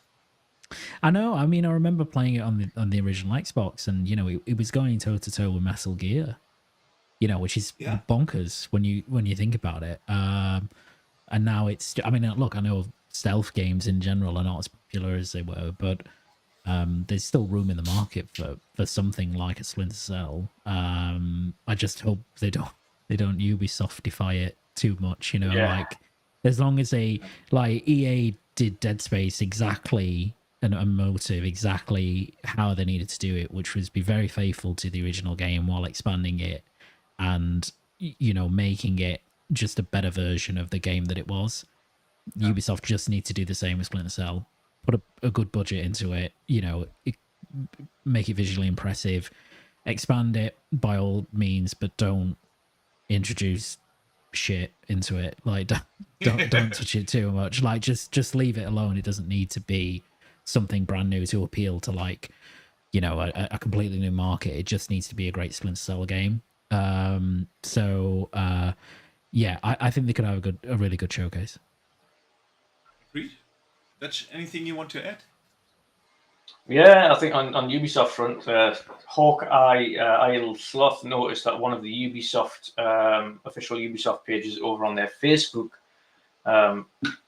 pages, I've forgotten which Ubisoft it was, whether it was Ubisoft Portugal or something stupid like that. It was one of their foreign pages that updated their banner, their profile banner as the Splinter Cell Nice image. Nice. So the likelihood is it's that might have been accidental. It might have been a tease. It might have been something. Maybe it's ahead of its game, but ultimately, just after announcing your showcase and then updating your banner to Splinter Cell, kind of gives you an idea as to what you can expect to see. So hopefully, we'll see it. Was Beyond Good and Evil a Ubisoft title, or was that EA? No, that's Ubisoft, but That's Ubisoft, yeah. We'll Is see that in still 4 alive? Can we generations. see the second version of that, or is that dead and buried? I think it's apparently still alive, but I mean, Yeah, they said no so. idea. But that has I mean, been, that would be an now, amazing 6 surprise if we years at eventually see least. that. Yeah. Oh, and the Yeah. rest, and the rest. I'm sure they originally talked about that kind of middle of last generation, Yeah. if not longer. Yeah. It would be great to see if that makes a surprise appearance, because it's one of those things where everyone's completely forgot it exists, and if they can just go, ha it's here. You're like, oh, maybe okay. they'll do like a Last Guardian where that disappeared forever, and then suddenly, you know, it was there, and then it came out. Yeah. I doubt it, but maybe Ghost Recon, the new Ghost Recon. That was Insiders spoke about that as well, haven't they? Yeah. Insiders spoke about what kind of game that was, and they seem to have some footage as well, apparently. So maybe we'll see that. That would be interesting. Yeah, definitely. Hopefully. So, yeah, for Xbox, the rumor is out that they're gonna show Gears 6. Yeah. I mean, again, it's been a while since Gears 5, and it would definitely make sense that we could see it this year. Don't think it's gonna come out this year, but that they would showcase it. And we said it earlier. Yeah, that's one game we all want to see how the Coalition will handle Unreal 5. Guys, what do you think about Xbox showcase this summer? I think, well, if Shinobi, and he's clearly seen something of Gear 6 to make that comment. If he thinks that Gear 6, if Hellblade looks fantastic, wait until you see Gears, is the comment he's using, then I have no doubt they're going to be pushing Unreal to its actual maximum capabilities that a studio have done. They always have. They've always pushed that engine as much as they can, and rightfully so. They've been used to help many other developers get around Unreal problems and create games. And we know for a fact they've been used to help many of the studios on Unreal in Xbox to try and help with the development of their games, including State of Decay, which hopefully we'll see this year. And that'll be interesting to see. You think so? Gears, hopefully, yeah. I wouldn't see why. That's been in development a significant amount of time as well. Yeah. Even if the game isn't coming this year, even if the game's scheduled for some point in 25 or beyond, even to get a first actual idea as to what it looks like would be, I think it'd be well past due by now. It's had significant time in the oven. Yeah. But on the Gear 6 front, I've never been worried about performance or visual fidelity with the Coalition. The only thing they need to do, in my opinion, is get back to the horror roots of the franchise.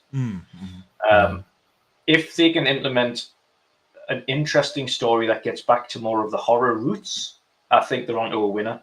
Because ultimately, people love Gears. Yeah. But they didn't. The way that they went down with the story and branching out, and it went far too far away from the horror aspect of it and turned into more of an action adventure. with shooting elements. Um, Took away from what we originally loved about the franchise, when you can kind of harken back to the first time you came across the Berserker in the corridors, and it was frightening. You were like, "Holy shit, what is this?" And you're running away from this thing that's screaming at you, and it can't see; it can only sense sound. And then you've got the oil refinery section where you see the crawlers and things like that on the top, kind of wrangling about for the first time in the shadows, and that's the kind of feeling you need back into Gears. So ultimately, I have full confidence in them from a technical and visual perspective, but I just want the story to go back to its roots. Yeah. It will be very interesting to see where they take the story, because with the choice, I'm not spoiling it, trying to not spoil it, but with the choice you had to make at the end of Gears 5, it will be interesting to see who will be the main protagonist and who, or how they conclude that second trilogy, basically. Yeah. Luke, your thoughts?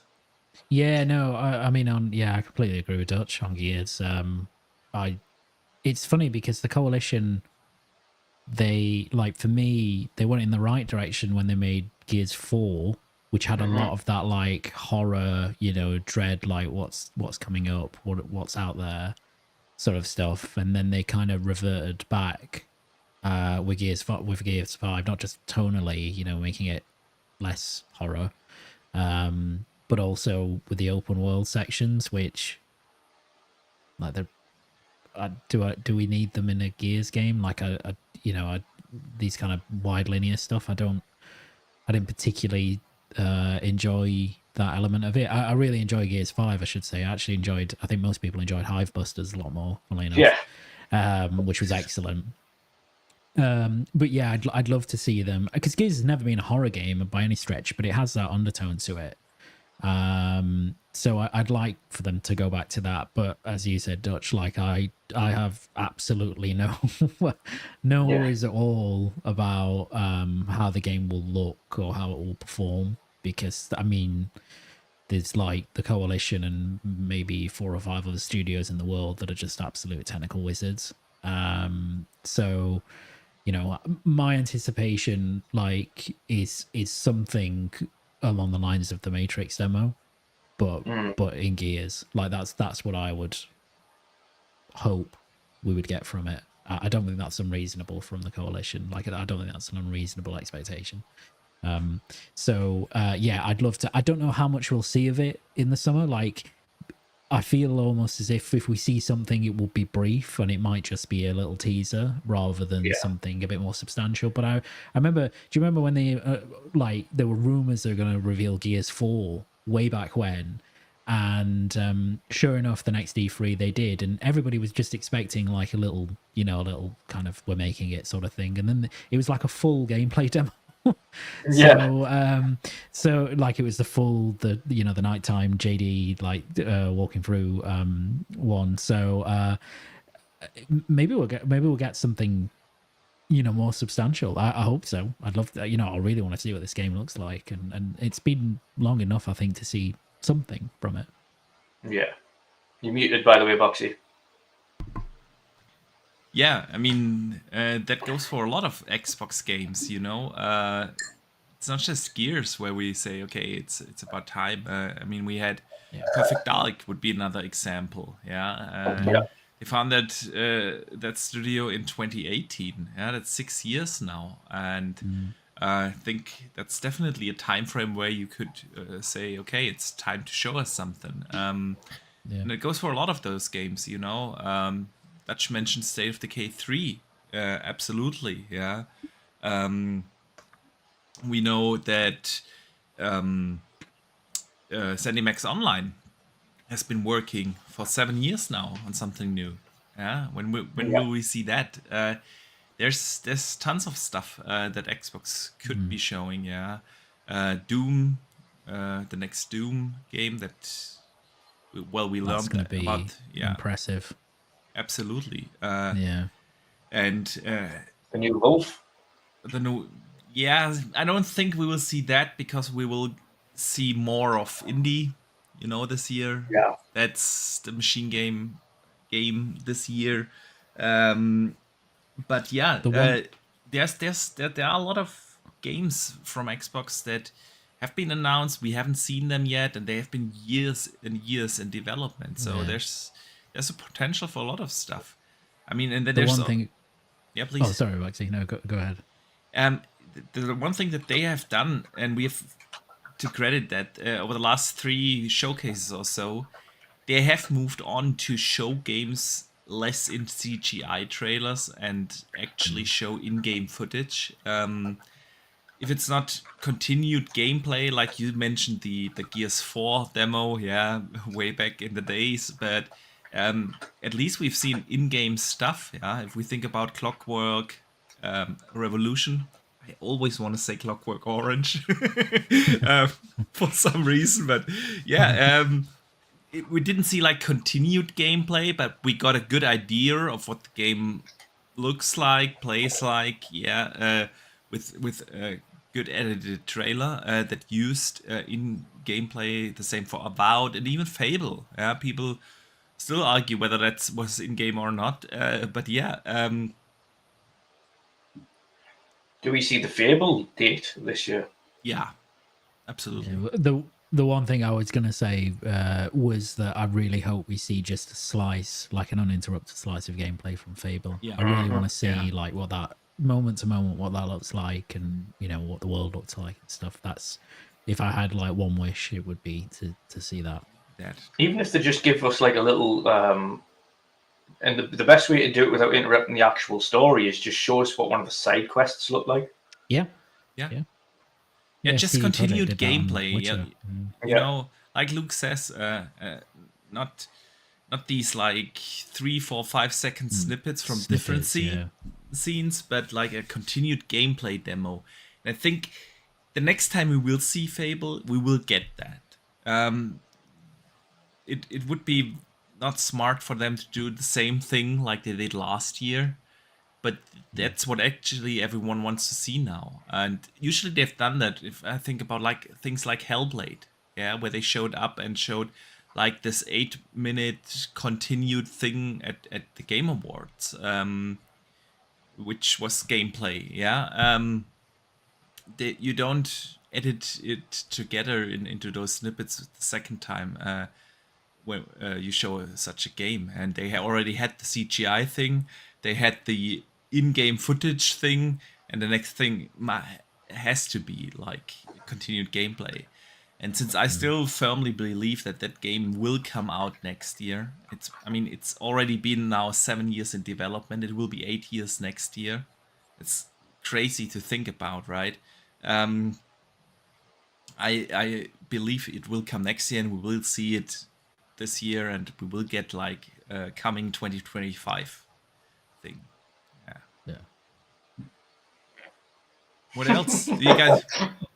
Fingers crossed. Yeah. Fingers crossed. I mean, it would allow me to actually use the consoles I decorated in Fable design and Hellblade design to actually be used for those games. Yeah. So no, it's there's so many. That's like the thing about Xbox's portfolio and the roadmap we know of, both announced and also unannounced projects, is that we're guaranteed to see something we want to see, as well as things that we're not expecting, which is good. Yeah. So we're going to see updates on games we've already seen, potentially some release dates or release windows. We're more likely to see actual release windows than we are games. Release physical dates, because I think a lot of them are doing away with that now when they're just going, okay, it's coming Q1 or it's coming first half 25 or whatever. Yeah. Kind of give themselves a little bit of a buffer, just in case something happens, and then in which case they can say, okay, it is coming first quarter or whatever. It's just coming in March or squeezing it to April. So I think that's the way they're doing it, to kind of playing it safe, because we've had it in the past where many games have announced official dates, and then because it's been an official date, it's then pushed back, and they're like, no, it's this date now, and they kind of then boxing themselves into an exact point where they have to be finished, but not giving themselves room for unexpected issues that occur. through polishing or through debugging the game. And that's part of the issue. And so I don't mind having no fixed release until the year of release, in which case, as we know now from Xbox, at the beginning of the year, you get the developer direct, and that's where you get your more firm dates for these things. Of course, now we know as well that the likes of India, etc., is the second half, so we'll get the firm dates for that in June. So it's going to be interesting to see what else is there. But there's so many games they could show. Yeah. Do they show more of South of Midnight? Although it was shown last year, do we see a little bit more of it for next year? As in, here's a first gameplay slice of that. Yeah. State of Decay, as we've mentioned, you've got Gears. Do we see what this fabled second Halo project is that has been developed by the other studio? There's just so much ongoing. Do we potentially see another Forza Horizon, because it has been a number of years now since Forza Horizon? Yeah. So, and that'll be Perfect the first. Dark. Do you guys think we will see Perfect Dark? It should be. You've mentioned it before. It should be at this point. It's been in development a significant amount of time. Crystal Dynamics, which is a very competent developer, have been helping them with it now. So it should be in a state, and we know it's going back 2 years now that Phil's been hands-on with it and he's physically played. Dude, that has been 4 years ago. That was the year the pandemic. That was the year the pandemic started. Yeah. So at least there's a baseline there that we know the game was playable, or at least in a playable state at that point. So ultimately, it's a case of it should be in a point now where it's not far off being both physically gameplay announced and a date, or at least a window for it. And yeah, it's just so much. There's so much that you could be debating on what we see. Like you say, lots of Bethesda studios that haven't said anything. Nothing from id. Nothing from Machine Games, like their new. Well, obviously, we know they've been working on indie. Tango. We know that Tango Hi-Fi Rush was only a side project. Yeah. Yeah, their official title, and now you're bringing on Activision.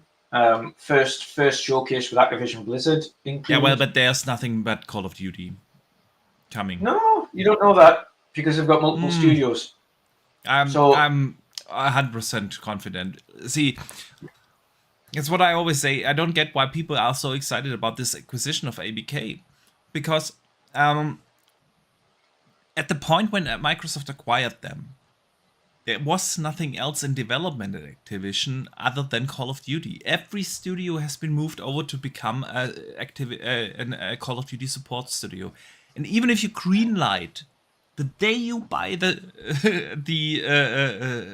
publisher, you greenlight new projects. You will not see them for at least 5 years. Well, no, there was additionals in development. One of them was cancelled, as we know from Blizzard. Yeah, that was cancelled. That was cancelled. But there was others in development, because obviously one of the things that they said when they acquired them was, we've seen the pipeline of games that they've got coming up, and we're kind of intrigued to kind of continue working with them on these new titles and IPs, etc. So there is other things there other than Call of Duty. It's just what nobody knows. Nobody has any idea. I don't expect them to be massive things. Call of Duty is obviously the focus this year because it's the first one under Microsoft's stewardship. That ultimately will have a period of time that has been under their wing as well. So it's ultimately they'll live and die by the sword as well. People will blame Microsoft if it's a terrible Call of Duty. It will happen. We know it. But ultimately, they've got a breadth of studios. We're totaling more than 40 studios now that they're under their stewardship, with an absolute abundance of IPs. We're talking at least 25, maybe 30 odd games in development across all of the studios, from small to AAA. So yeah, it's going to be very intriguing to see what's announced. But I think a lot of them will be obvious, like Gears and things like that. But there might be a few surprises there as well that we don't know. Yeah. What about you, Boxy? What are you thinking? We haven't asked you. It's true, but I interrupted you guys so many times that I basically gave my spiel. No, I think that's a general thing about Xbox. they are such a big publisher now with all those studios. There's a there's we know about a lot of games, but there's also a lot of studios we have no idea what they are working on. Double Fine comes to mind. It's one of the studios we didn't mention, but then we have gotten teases for so many other games. Like we know about 15 games already in development, and there's probably the same amount we don't know of yet. So there's a lot of stuff, and since it's time for a lot of updates, I think this year we might not get that many new announcements, but we will get updates on some of the major games, like a State of Decay, like a Perfect Dark, like a Fable. Clockwork is probably gonna be there, and we might get time windows like those games all look like they could come. I'm really looking forward to 25. Clockwork. Yeah, yeah, me too. So I think that's it. And there's probably one or two new announcements in there, like a Gears seems highly likely. And yeah, it should be a super exciting showcase actually, because it feels like Xbox is now at this point where we wanted them to be for so many years, where they are actually able to deliver this regular cadence of quality games. Yeah, I mean, this year's gonna be great for them with Hellblade, Avowed, and Indie, and a bunch of second-party deals like Stalker, and then we get Towerborn and all those games. So this year's gonna be an awesome year, and there's no reason to believe that they won't be able to continue that next year. Like we said, just in this discussion, so many games like Fable has been in 25. It's gonna be 8 years. Yeah, and Perfect Dark is gonna be 7 years next year, and so there's no reason to believe that there will be a shortage of games next year too. And I think we will get the time windows in the summer showcase. So yeah, I expect an exciting showcase. And then there's of course the hardware thing. We know that there is hardware coming. We all assume it's gonna be like the Xbox Slim with the new controller that leaked last year. But hey, maybe they surprise us with something else, you know? You never know. Like Phil said last year, plans change and have changed, and it was unfortunate that a lot of the stuff leaked. But yeah, I want to see that new controller. I want to see when we will be able to play that. I'm not particularly excited about an Xbox Series Slim that has just a better Wi-Fi and a bigger SSD. It's not super exciting. I would be super excited if we would see a handheld. Yeah, but not sure if that is a 2024 thing. So, but there will be hardware. There will be great games. So I'm definitely super excited and looking forward to this. Yeah. We have PlayStation. With PlayStation, it's always like, Speaking of which, actually, BitCloud's asked for a link, so it's good to BitCloud can jump in, speak PlayStation. I've sent them one, so. you sent it already. Okay. He might very jump in, good. yeah. All right. So PlayStation topic will be good for him to come in on. Yeah. Then let's segue into that. Yes. The rumor is that it's May. Again, I think that's just an educated guess because it's been May now for a while for PlayStation. Luke, what do we expect from a PlayStation showcase this year? I think I don't know what we expect. I think for me, they just need to reveal stuff now. Yeah. From it's kind of well overdue for just reveals about what the rest of their first party are making. Really, obviously we know some games like Wolverine, for example, which known about for a while, and obviously they've got big, some big second party stuff like Death Stranding 2. Obviously a big one for me, not for you, Boxmerger. Yeah. But like that stuff is there. But it's like PlayStation used to be very good.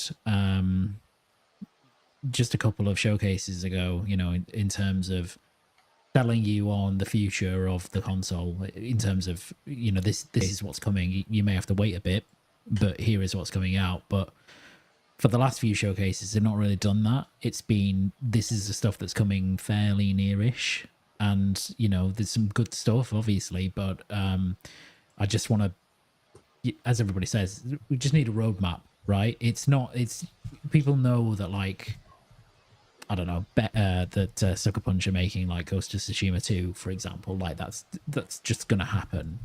But just show it, just announce it, get it out there, so people can get excited about it, and whatever Sony Santa Monica are working on, and Ben's game, and obviously Naughty Dog are probably a bit further off with their new game, but like I don't think they need to do much. I just think they need to like get people excited about what's coming down the pipe from a first party perspective. That's literally it. So that's I expect them to do that, but then again, I expected them to do that last year, and they didn't. They delivered probably the worst showcase I've ever done, to be honest. Yeah, true. So I would hope that we just get back to, here's a load of great first party games that are coming. Some are coming next year. Some are coming further than that, but they're on their way. That's all I really want from them.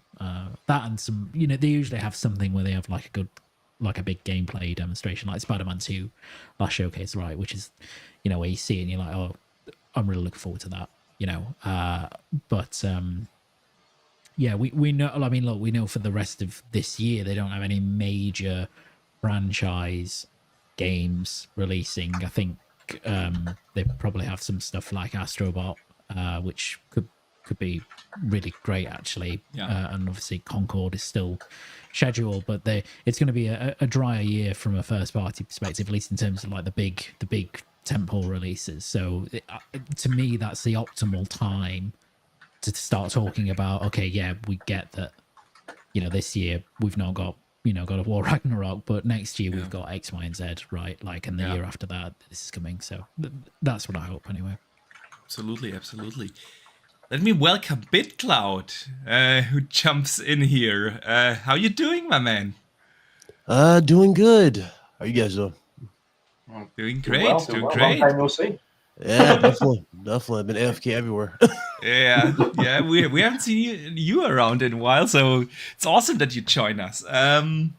We were just discussing the rumor that Jeff Grubb put out, that PlayStation might have a showcase in May, which I just said it. It's probably more like an educated guess, because they've always gone like 2 weeks or 3 weeks before the summer showcase, so that obviously makes it May. What do you think? And what would you expect from a showcase this year? Well, number one, yeah, sure, okay, it's good to take it as a guess. If it happens, cool, right? Yeah. This has been probably some of the worst years in PlayStation in a long time. Yeah, one release of Spider-Man. Dudes don't know what exclusives are. AAA games are. So now we're moving goalposts. It's wild.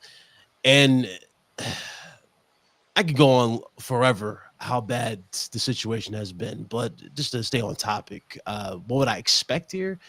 I don't expect anything for Spider-Man. In fact, their biggest announcement that they could have had, they canceled, which was the multiplayer aspect. The multiplayer one, yeah, that's gone. So that's not going to happen. If the hack didn't happen with Insomnia Games, then I would say that roadmap that we saw would have definitely went through 110% to the T. More than likely, some of these projects are probably being pushed back further because of the just severity of the leak. Wolverine is definitely not going to have the same scenes that we saw get leaked on the internet. That stuff is probably going to be redone, new scenes, and that game's going to take longer now to come out than what we had prior. It's more likely. There's no way Insomniac's going to keep the whole thing the same. I doubt it. This isn't Rockstar where the game is done, or it's completely done to the most part. Good chunk of it, right? And a little snippet of it leaks. No, this is like literally the whole source code. Yeah. Everything. So that whole thing has to be redone. So I don't expect anything from Insomnia Games. And it's a shame that Insomnia Games has had this much pressure on them. There should be more announcements. There should be more studio announcements. There hasn't been anything from, well, I give Sony Santa Monica a pass because we did get the DLC drop that was technically something that could have been sold separate as its own standalone thing. It was something. You did get something for that. But as far as everything else, you haven't really gotten anything else from any other studio. Deviation Games is no more. And Dust, when we talk about that, we said they needed a counter to Call of Duty. That was their studio. They canceled it. It's no longer a thing. Sony London Yeah. is no more. Sony London's no more. You know, the Sucker Punch, the big thing that everybody's talking about in terms of the showcase, and I ain't gonna lie, that would be cool to see, but there's no guarantee that that game's going to launch, and that is Ghost of Tsushima 2. I would love to see Ghost of Tsushima 2. But does that mean that it's dropping in 2024?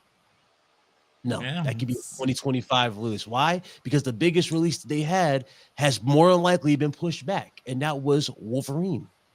They're going to need something for 2025.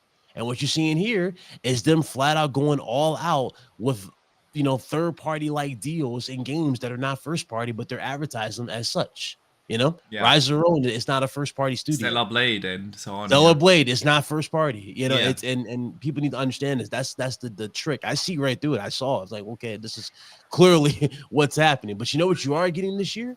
Hope you guys are excited. Luke, are you excited? PS5 Pro? You get a PS5 Pro. Are you excited for it, Pro? Or maybe a new handheld. That's the other thing that's been talking about is new handheld. Even though we already you think talked about that. PlayStation's going to make it a handheld? It's already going around. It's already got leaked. I think Tom Warren, not Tom. Yeah, was it Tom Warren or Henderson? It was, or Tom Henderson. Tom didn't leak a PlayStation handheld, did he? Tom Henderson, I think he did. Yeah, he was speaking about the fact that you had the Q, which was Portal, Q Lite, which was the Portal, and Q, which was the big boy project, the main one. Handheld. Right.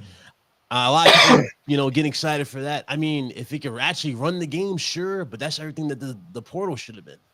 Just running it natively, not an internet based. Should have just been like that to begin with. But I get it, but still, that doesn't go past the point that you kind of just got swindled out $200 for a dead paperweight. It just tells people what it was.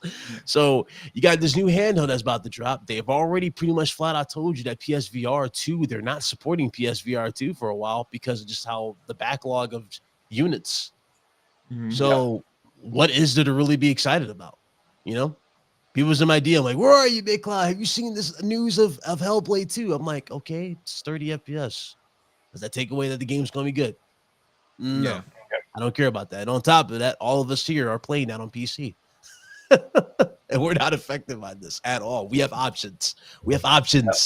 PC here, consoles here. We have options. We're not locked to one ecosystem. I don't understand why people are so complaining about this stuff. But that's the other thing people need to understand. They're not selling you strictly consoles here. They're selling you ecosystems. Yeah. Get used to this. Yeah. This is the new market. This is the new thing they're going by. But I would like to be excited, but again, I've been burnt too many times at this point to be excited by anything. If they do shock me, then great. But I keep hearing so many weird conflicting reports. People saying we're going to get this, we're going to get that, this is going to be there. And these showcases come and there's nothing here that is substantial. You probably have one game out of like 5, right? That might look good, but that game will be further out than expected. And you have these other games to just pick from, choose from. No, it shouldn't be just Capcom or third parties carrying everything. It should really be a competitive market here in terms of creativity. Yeah. That's how the 360 and PS3 gem was so memorable. Yeah, you can put the console war stuff to the side. They both had their moments. They went at each other petty, but the same thing, the studios was cooking. Yeah. I mean, you couldn't refute that. The studios were cooking. There were so many games you can choose from. You had so many options. Arguably, you have less options. Think about that. And you're about to pay what? Another 5, maybe 600. People are saying I'll pay 600 for a Pro, even though with them specs, it looks more like a Series X though. So it's probably going to be 500. Yeah. I'm not excited for anything hardware based. I can't be excited. I mean, I've seen a lot of people say, well, the main reason why we haven't seen the next game from Santa Monica and Bend and so on and Sucker Punch is basically because they wanted to show those games off in the best version possible, which would be, of course, the PS5 Pro version. So basically implying that, okay, that's what we're gonna see this year, like the they announced the PS5 Pro, and then we get this blowout that everyone wants to see. You know, what are the big games from the studios? What are the games that PlayStation is known for? Yeah. And ask yourself this, and maybe you all bitch in here, but ask yourself this: have you really seen a game that's like wowed you to that crazy extent on PS5 or Xbox? Not yet. Really wowed you. You still haven't seen the only it, right? one that's come close. The only one that's come close for me so far was Avatar.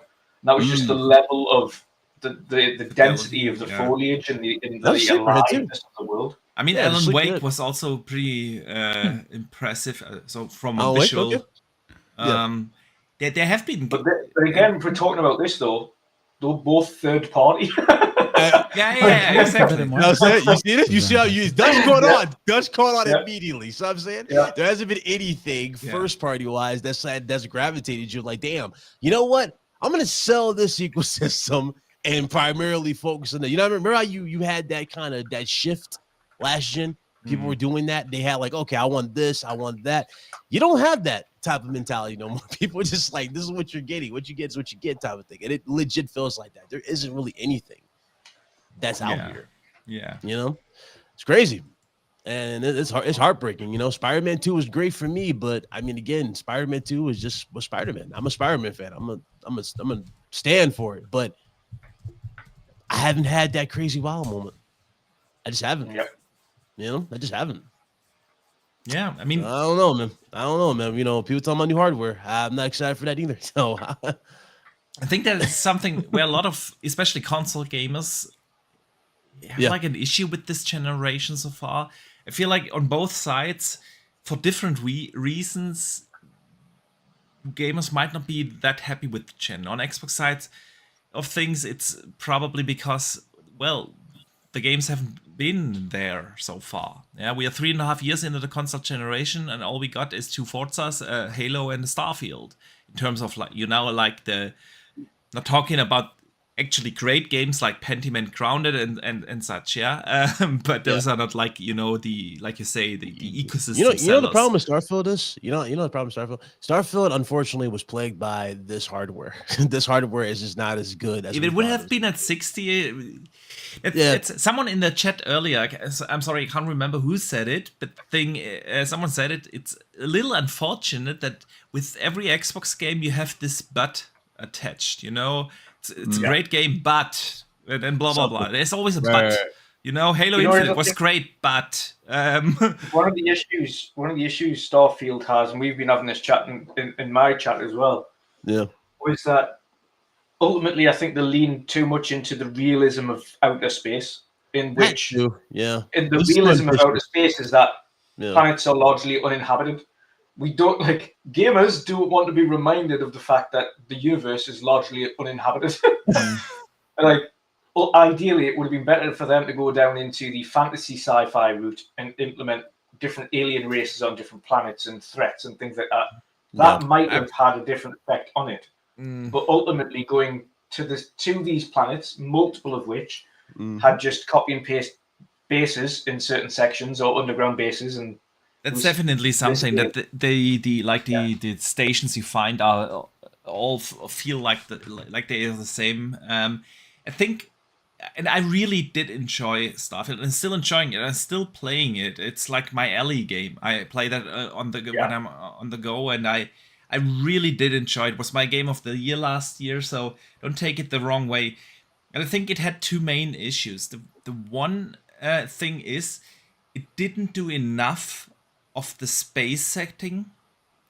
There were these incredible missions you found where you went onto a spaceship and suddenly the gravity, artificial gravity broke, and you were floating around and shooting like guys whilst floating. Amazing missions. Something you can only do in like a sci-fi space setting. But it is like in 2 side missions that you might not even find, even if you play the game for 150 hours, you know? And with the main missions and the main, like the faction missions and companion missions, they played it really safe. It was all basically you had your occasional space fight, yes, but it was basically all on a planet. You going into a base, shooting stuff, and go out. And they didn't really use that space setting enough, and the stuff you could do in space. You know, that I think that is one thing I would say they didn't do enough. And then, as great as the game was, and as great as I think that Bethesda games and their Bethesda formula is, they kind of failed to modernize that formula. The way, you know, that you still are broken off with all the load screens. Whenever you open a door, bam, load screen. The way how the mission structure is, and the way how you have the conversations. In a time where you had very, you know, special games that just did it differently, that had open worlds that are seamless, that had quest giving not done by this static thing. Okay, go in front of a character, talk to it, choose 3 options you can say. Now, like the big thing that these consoles were hyping up is it's the ease of gameplay, you know, from scratch, and that's true.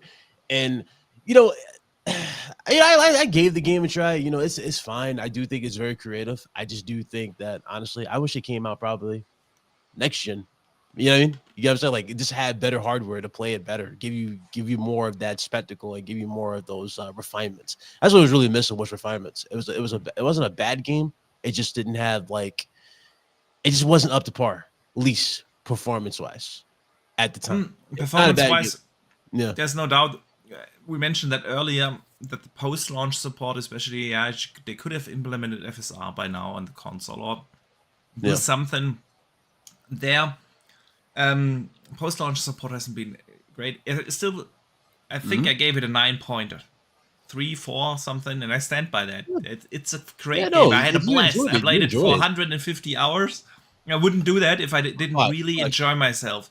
But if you enjoyed it, you enjoy it, bro. Like, people give me shit because I like Spider-Man 2. They say Spider-Man 2 is the worst thing ever. I'm like, Spider-Man 2 is incredible. It was a super fun game. I mean, great pacing. But it was a Spider-Man game. You could say the same thing, or similar thing I said just about Starfield, about Spider-Man 2, you know? They played it really safe with it. It was great, but they played it safe, you know? And I feel like that's the thing with Starfield as well as Spider-Man, yeah? Yeah, those criticisms are always so reductive. Like, it's just a Bethesda RPG, right? Yeah. That's I know that, like, that's what I want. Like, I mean, I didn't love Starfield. I played it for 20 hours and I bounced off it, but I suspected I would, because I wasn't a fan of Fallout and I'm a big Elder Scrolls fan. But like, that criticism's weird. You know, it's a Spider-Man game. Yeah. You know what's funny about the people who say that? It's just a Bethesda game. Odds are the people who say this fall into this criteria, and Dutch, the box that I'm talking about, the ones that are excited about it potentially coming to PlayStation. Those are the same ones that are vocal saying it's terrible, but they want to play it on PlayStation. What does that tell you? Yeah, but you get that on any. I mean, it's weird. It's weird. It's weird. It's a weird tribalistic mentality. You can't give a game props. You can't say a game is good. You can't say a game is, you know, needs some improvement, right? Without being labeled something. You know, even a slight criticism. Like, I can say I love the game. I can say the game is incredible, but the low screens are annoying. Dudes say, "Oh, that's just ridiculous. The low screens are fine," even though we've been spoiled by not having load screens. And this gen, for the most part, you know what I'm saying? That's just a weird tribalistic mentality, and people can't take criticism. And I'm okay with it. I've grown used to it at this point. You know, it is what it is. But it is sad though. Like, it's gotten to this extent where, you know, you see these meltdowns on social media. I see these weird comments. I see these death threats. You know, it's weird. It's weird how people really take this, and it's pathetic, because, you know, good games that I honestly think have good foundation, that I do believe deserve sequels in some particular extent, like Order 1886. Even though the game didn't do well, right? All of us who played it, we can't argue that game had a lot of potential with the world, the setting, the crazy. I did enjoy it. It was really good. It was for what it was. You just wanted more. The problem is you wanted more, and that's not a bad thing that you want more, because that's just that they did their job. They got you invested. You were in it. I love games like that. I love creativity like that. The fact that we'll never see that game get a sequel, but we're seeing games like Suicide Squad being made. Yeah. speaks volumes of what things have become, and it's sad. It really is sad. So Yeah. I'm in Luke's camp as well with regards to Bethesda. I'm definitely much more of an Elder Scrolls fan. Like that's just much more my absolutely. vibe. I said it when I was playing Starfield. I said, don't get us wrong. I loved what I've played of Starfield, but it did not give me anywhere close to the same feeling as Skyrim or the Elder Scrolls have. Yeah, it just didn't. It didn't have that same memorable factor behind it. And I keep telling you, it's the setting, man. A high fantasy setting just hits different with RPGs. It does. Yeah. There's something about it. Y'all excited for Fable? You think Fable will hopefully hit? Yeah. I hope so. I hope at this point. It's one of them studios, like Playground Games, is one of them studios, almost like the Coalition, who are nigh on perfectionists at what they do. And I don't doubt for a second that's probably why Fable's taken as long as it is, because they want that game to be as good as it can be. They're renowned for having performance and fidelity. That's true. Yeah. Launching the games in a very stable and high performance state. I'd be very surprised if Fable wasn't a game that released at 60, just based on the history of the studio. And their capabilities with the engine that they have. Now, granted, it's the first time they've used the Forza Tech engine in that capacity, but they're renowned for using the Forza Tech engine in order to get the most out of it with so little. We've seen that with Forza Horizon 5. They really maxed that out to what it could do on the console. And I've got no doubt from a performance and visual spectacle, it's going to be great.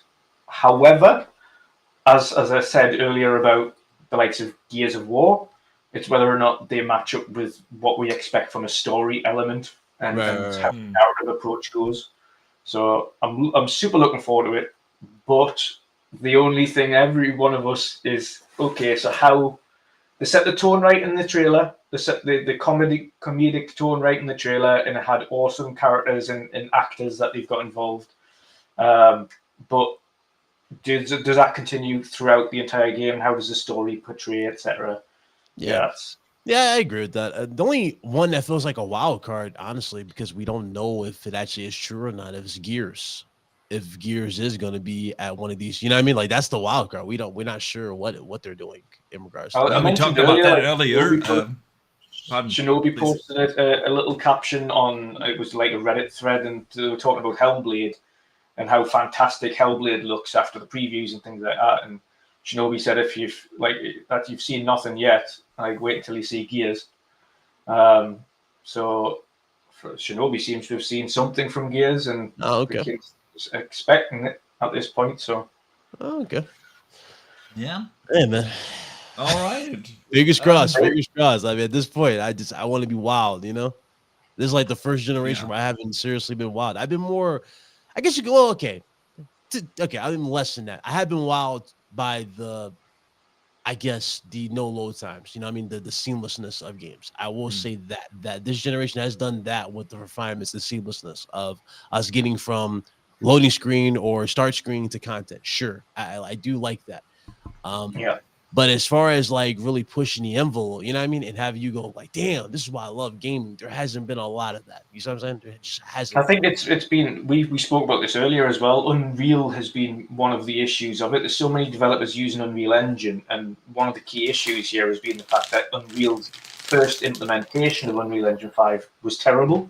And the games that have launched initially on Unreal 5, outside of one which has been brought up, which was RoboCop, has been horrendous. Like, it's the performance versus visuals haven't been great on the engine so far, and Hellblade's only the real first implementation we've seen where high fidelity and photorealism's being involved in an Unreal game.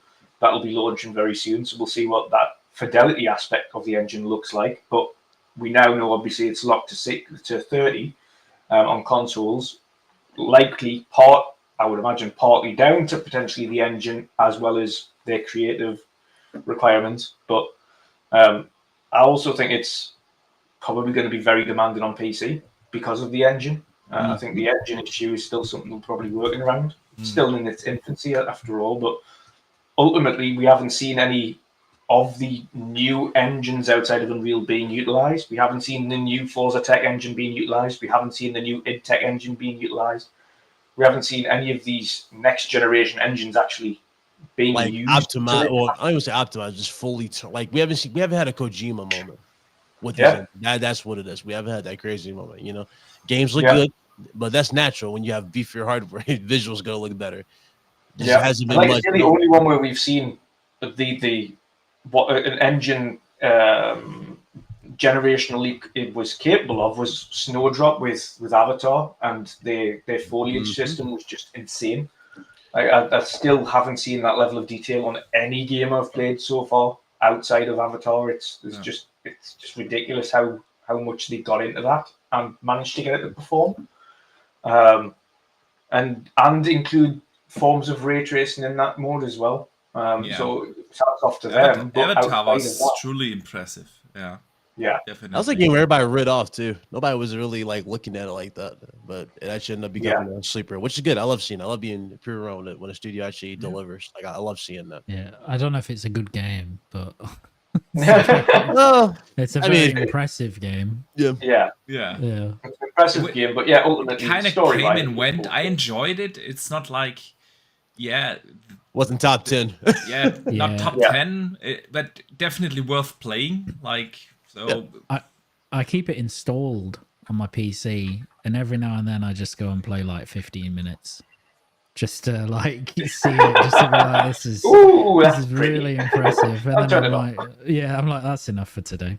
And that's like I've just kept it installed for that reason. Yeah, that's how there's like Horizon on PC too. You just pump them up to see the visuals. But shout out quickly to BMR in the chat with a $2 super chat. He says, Peach Showtime is 2024 Game of the Year. Change my mind.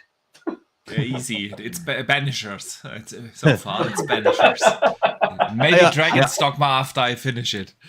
How you feel about this? So Sin thinks he expects Gears 6 to be 30 as well, at least for the campaign.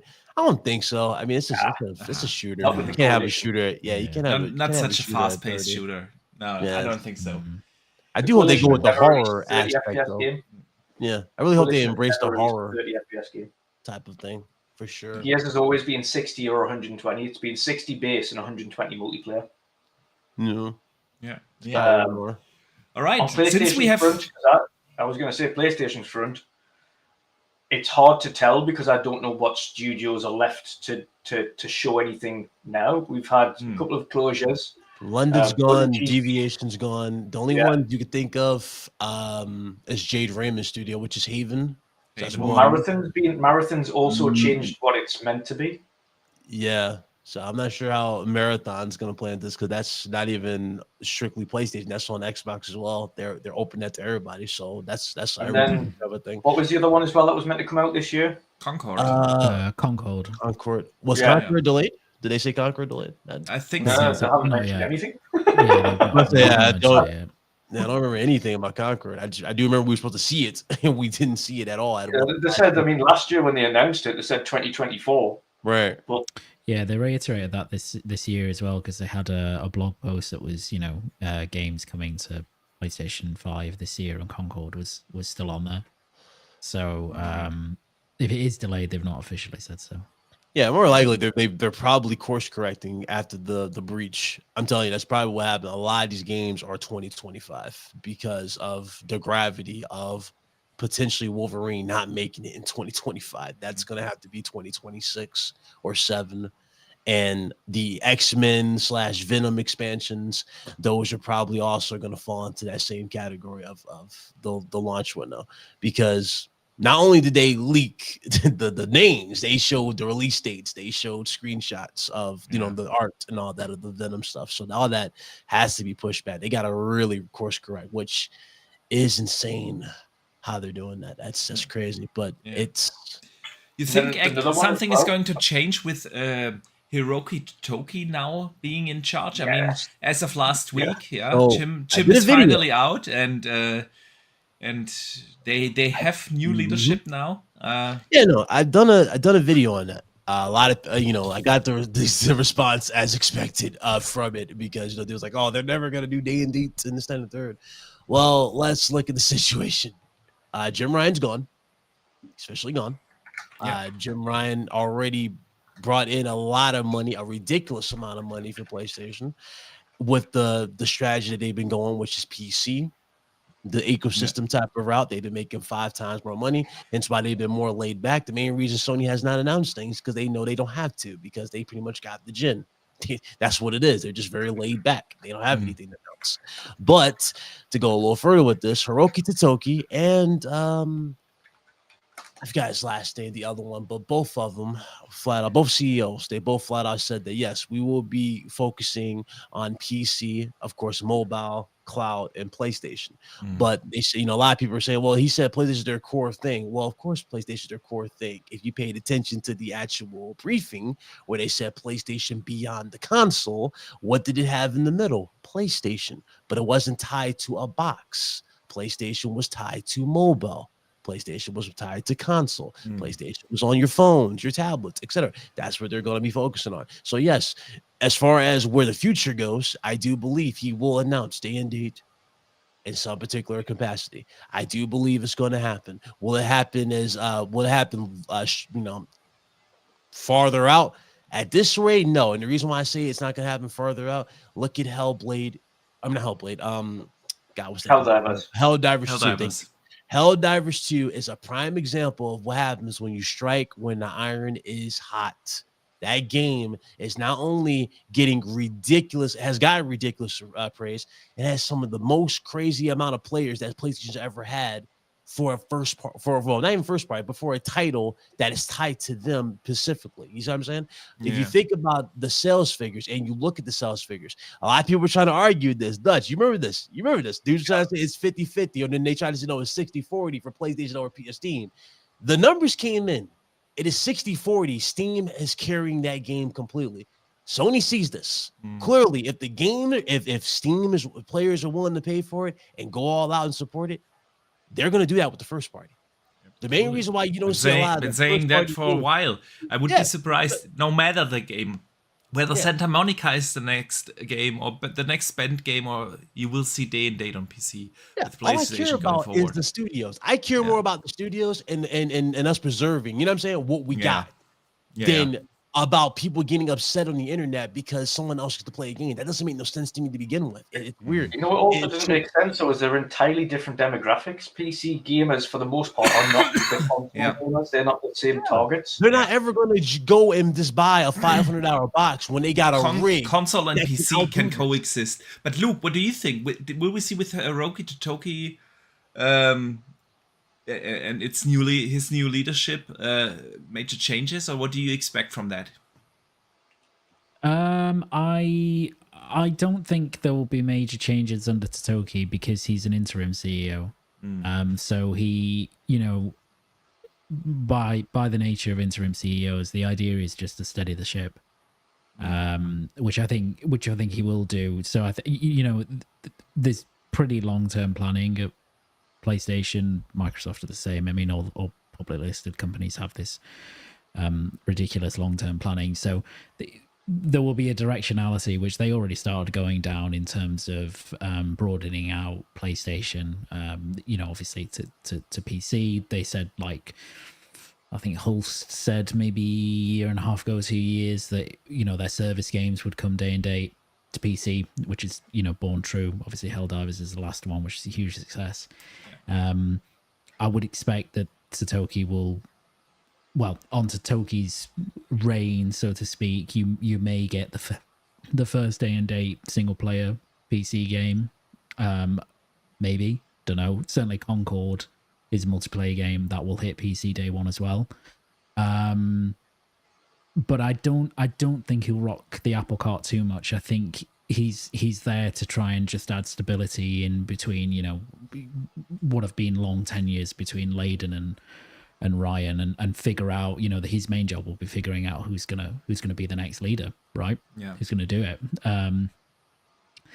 Might be Holst, might not be. He might be very happy just being the head of PlayStation Studios. I don't think it's Holst, because if it would be Holst, they could have just announced him as the successor. They could have done it sooner, yeah, for sure. So probably not. So who knows, really? I mean, they'll probably pick someone who's a vet from within. They're not going to go and Oh, yeah, for laterally sure. hire for it. Yeah, you're definitely going to see Um, someone that you don't really see, or you probably haven't seen on screen before. You know what I mean? They'll come Yeah. out of the shadows and take the spot. But yeah. So yeah, but yeah, I don't think he'll be doing like, it's not like tomorrow he's going to be like, right, every game's day and date now. And if he does do that, it's not going to be because he has implemented that. It's because they've been planning for that for however long. So yeah, I think it will just be, let's just keep going, and obviously he's looking at, how do we improve our profit margins, right? What kind of things do we need to do? What kind of things do I need to tell the next CEO, or things that we need to be focusing on? So he'll get a good feel of that by getting into the studios and having a look at it all and getting a properly holistic view of it, and then going from there. So yeah. Agree. I think all in all, I'd agree with that, Luke. I think ultimately he's not going to change too much, but what he is going to slightly tighten the reins and also get, as he's mentioned with Bungie, specifically called them out and said, "Listen, you need to start performing. You need to start really tightening the reins and get a grip of yourselves, because it's like the performance of yourselves since you came over here hasn't been great internally. It's the studio isn't great." Plus, they finessed him with that contract. They had to legit perform under that contract. If it didn't perform under that contract, well, guess what? Everything sinks and goes into PlayStation Studios permanently, and then you lose creative control. Granted, they still have control to some extent, but this time it'll be like a tight, you know what I mean? Tight hold on PlayStation. Right. So it is wild. Just how things have dropped, If I ever thought that PlayStation would go from being stingy, that's how they were with PC gamers, to now open with this generation. I mean, hell, I was slap myself, say that's foolish. There's no way they're gonna do it. But now look at it. It's clearly a new thing. It's a new situation. It's a dry spell. It's more than that. And plus, you gotta look at the whole thing as it is too. This whole market is clearly not sustainable for itself. At least not with the way things are going. Games are $70.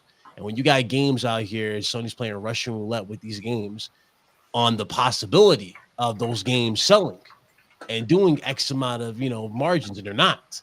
For example, like a prime example of this, Returnal. Only sold 100,000. Damn near 100,000. Yeah. On what? On PlayStation 5. I think it sold 500,000. Well, from the late at the start, like 100,000. Sure. Yeah. And then now we're looking at on PC. It's probably I very correctly. I think it's like close to 1 million now. Yeah, it'd be around 1 million. I think. Yeah, like close to 1 million. Not, but if we're just going by strictly locked, right? Not PC. If I was to move PC out of the equation, I just put strictly box, like right here for a second. It's clearly not working in that particular aspect. So they gotta strike with the iron side. They gotta get the most out. They gotta really embrace it. That's why they're so open to embrace everybody. They got to at this point. All these games are hitting $200 million budgets. Spider-Man 2 was what, 250 million? 200, yeah. That's damn near up there with the cost of a movie. Yeah. You know what I'm saying? Literally, that's literally the cost of a damn movie that you might see in Sony Pictures. Yeah. Granted, some of those are bad, but I'm saying we ain't gonna talk about Morbius. We ain't gonna talk about Metal. No, we ain't gonna do that. But I'm saying you see those budgets for those type of films now being replicated in games, and they flat out told you they want to continue that. In the announcement, they want to continue that. So in order to continue that, changes definitely need to happen. And they said they gotta rethink their strategy. Well, their strategy as of late has been what, guys? Semi-releases on PC, right? Or the time frame of them have been big for PC releases. That time frame is going to get a lot shorter. Yeah, and they're going to have to get the most. They're going to get a lot more. I think they see the success of their games on PC right now, and I think they will course correct. It's too And by the tempting. next big Yeah. game, it doesn't matter whether it's single player or live service game, they will bring that day and day to PC. Oh, and also too, the Insomniac leaks, as hurtful as those leaks are, or the hack was, right? We did find out one other thing too that a lot of people seem to just forget about or brush under the rug. But remember how we said that how like a lot of people believe it costs them more money to make PC ports day to day and other stuff. Literally in the document, what did it say? All it takes is a tweet or a message to them, and the port will be done. Yeah. It doesn't cost them an additional anything because guess what? Newsflash: the consoles that you're playing on are PCs. That's literally it. They're running on builds. They're on PCs. It's not a big deal. It's not going to hurt them at all. So when you look at the time frame, it went from what 5-year-old games to 4-year-old games to 3-year-old games to 2. Now we're at 1. I can see this literally coming down to like what 3-4 months after release. Yeah, I can see it good, and that's see. to help people. Yeah, I can see that helping. Like people go, at least it's not day and day. Okay, well, guess what? 4 months. You got it for 4 months. I'm okay with All that. right, Big Cloud, we have to wrap the show up because I have to get up in like 4 hours, 4.5 hours. I have to get up, and I gotta run. We are 3 hours into the show now. I promise you guys, we will catch up on the community questions next week, and just plan for a little longer segment there. But it's getting late over here in Germany, and again, I have to get up super early tomorrow. Everybody blame me. Not blaming you. It was a pleasure to have you, man. But let's wrap this show up. BitCloud and Luke, it was so awesome of you both to join us here today. It's been an absolute blast. Luke, let everyone know where they can find you. Yeah, I'll keep it quick so you can go to bed. You can find me. We have that time. No, so I always keep it nice and brief. Just follow me at LukeSteele90 on Twitter. Yes, and thanks so much for joining. It's been an absolute blast to have you on again. It's been way too long. And next time we are not going to wait that long to have you back on here. Absolutely. Awesome. BitCloud, where can people find you and what are you coming up, man? Well, right now I'm about to write a review for a game I'm playing on embargo, so I gotta get that done. But you guys should follow me BitCloud Gaming pretty much everywhere: YouTube, Twitch, Twitter, the works. You also find me at Lognet. You can find me at IGN as a curator for playlist. The works. You can find me pretty much everywhere. But good show. Nice meeting you, Luke. Good talking to you, Dutch and Box. Even though Box was to pull, he wants to say I gotta work. That's a cap. Not playing. Anyway. Hope I see you guys next week. It's good to be back, though. It's good to see everybody. Yeah, it was awesome having you again, man. And as always, you just let us know. You can jump on anytime. Dutch, what have you coming up, man? We know what you've coming up. How is it going along with the indie community indie showcase? It's going well. It's going well. Graphics overhauls in the last stages of completion. Got some developer interviews lined up for post-show content because, of course, this year we're adding developer interviews to the mix as well for after the show completes. So you'll see the game in the show, and then you'll get more info about it afterwards. So a few of those lined up, so that'll be good. But ultimately, it's the hard graft, the really hard graft comes about a week beforehand when I start putting it all together into one nice, neat bunch and then render it out. So, so yeah, it's going well so far. I'm looking forward to showing it off. Awesome. All right, good stuff.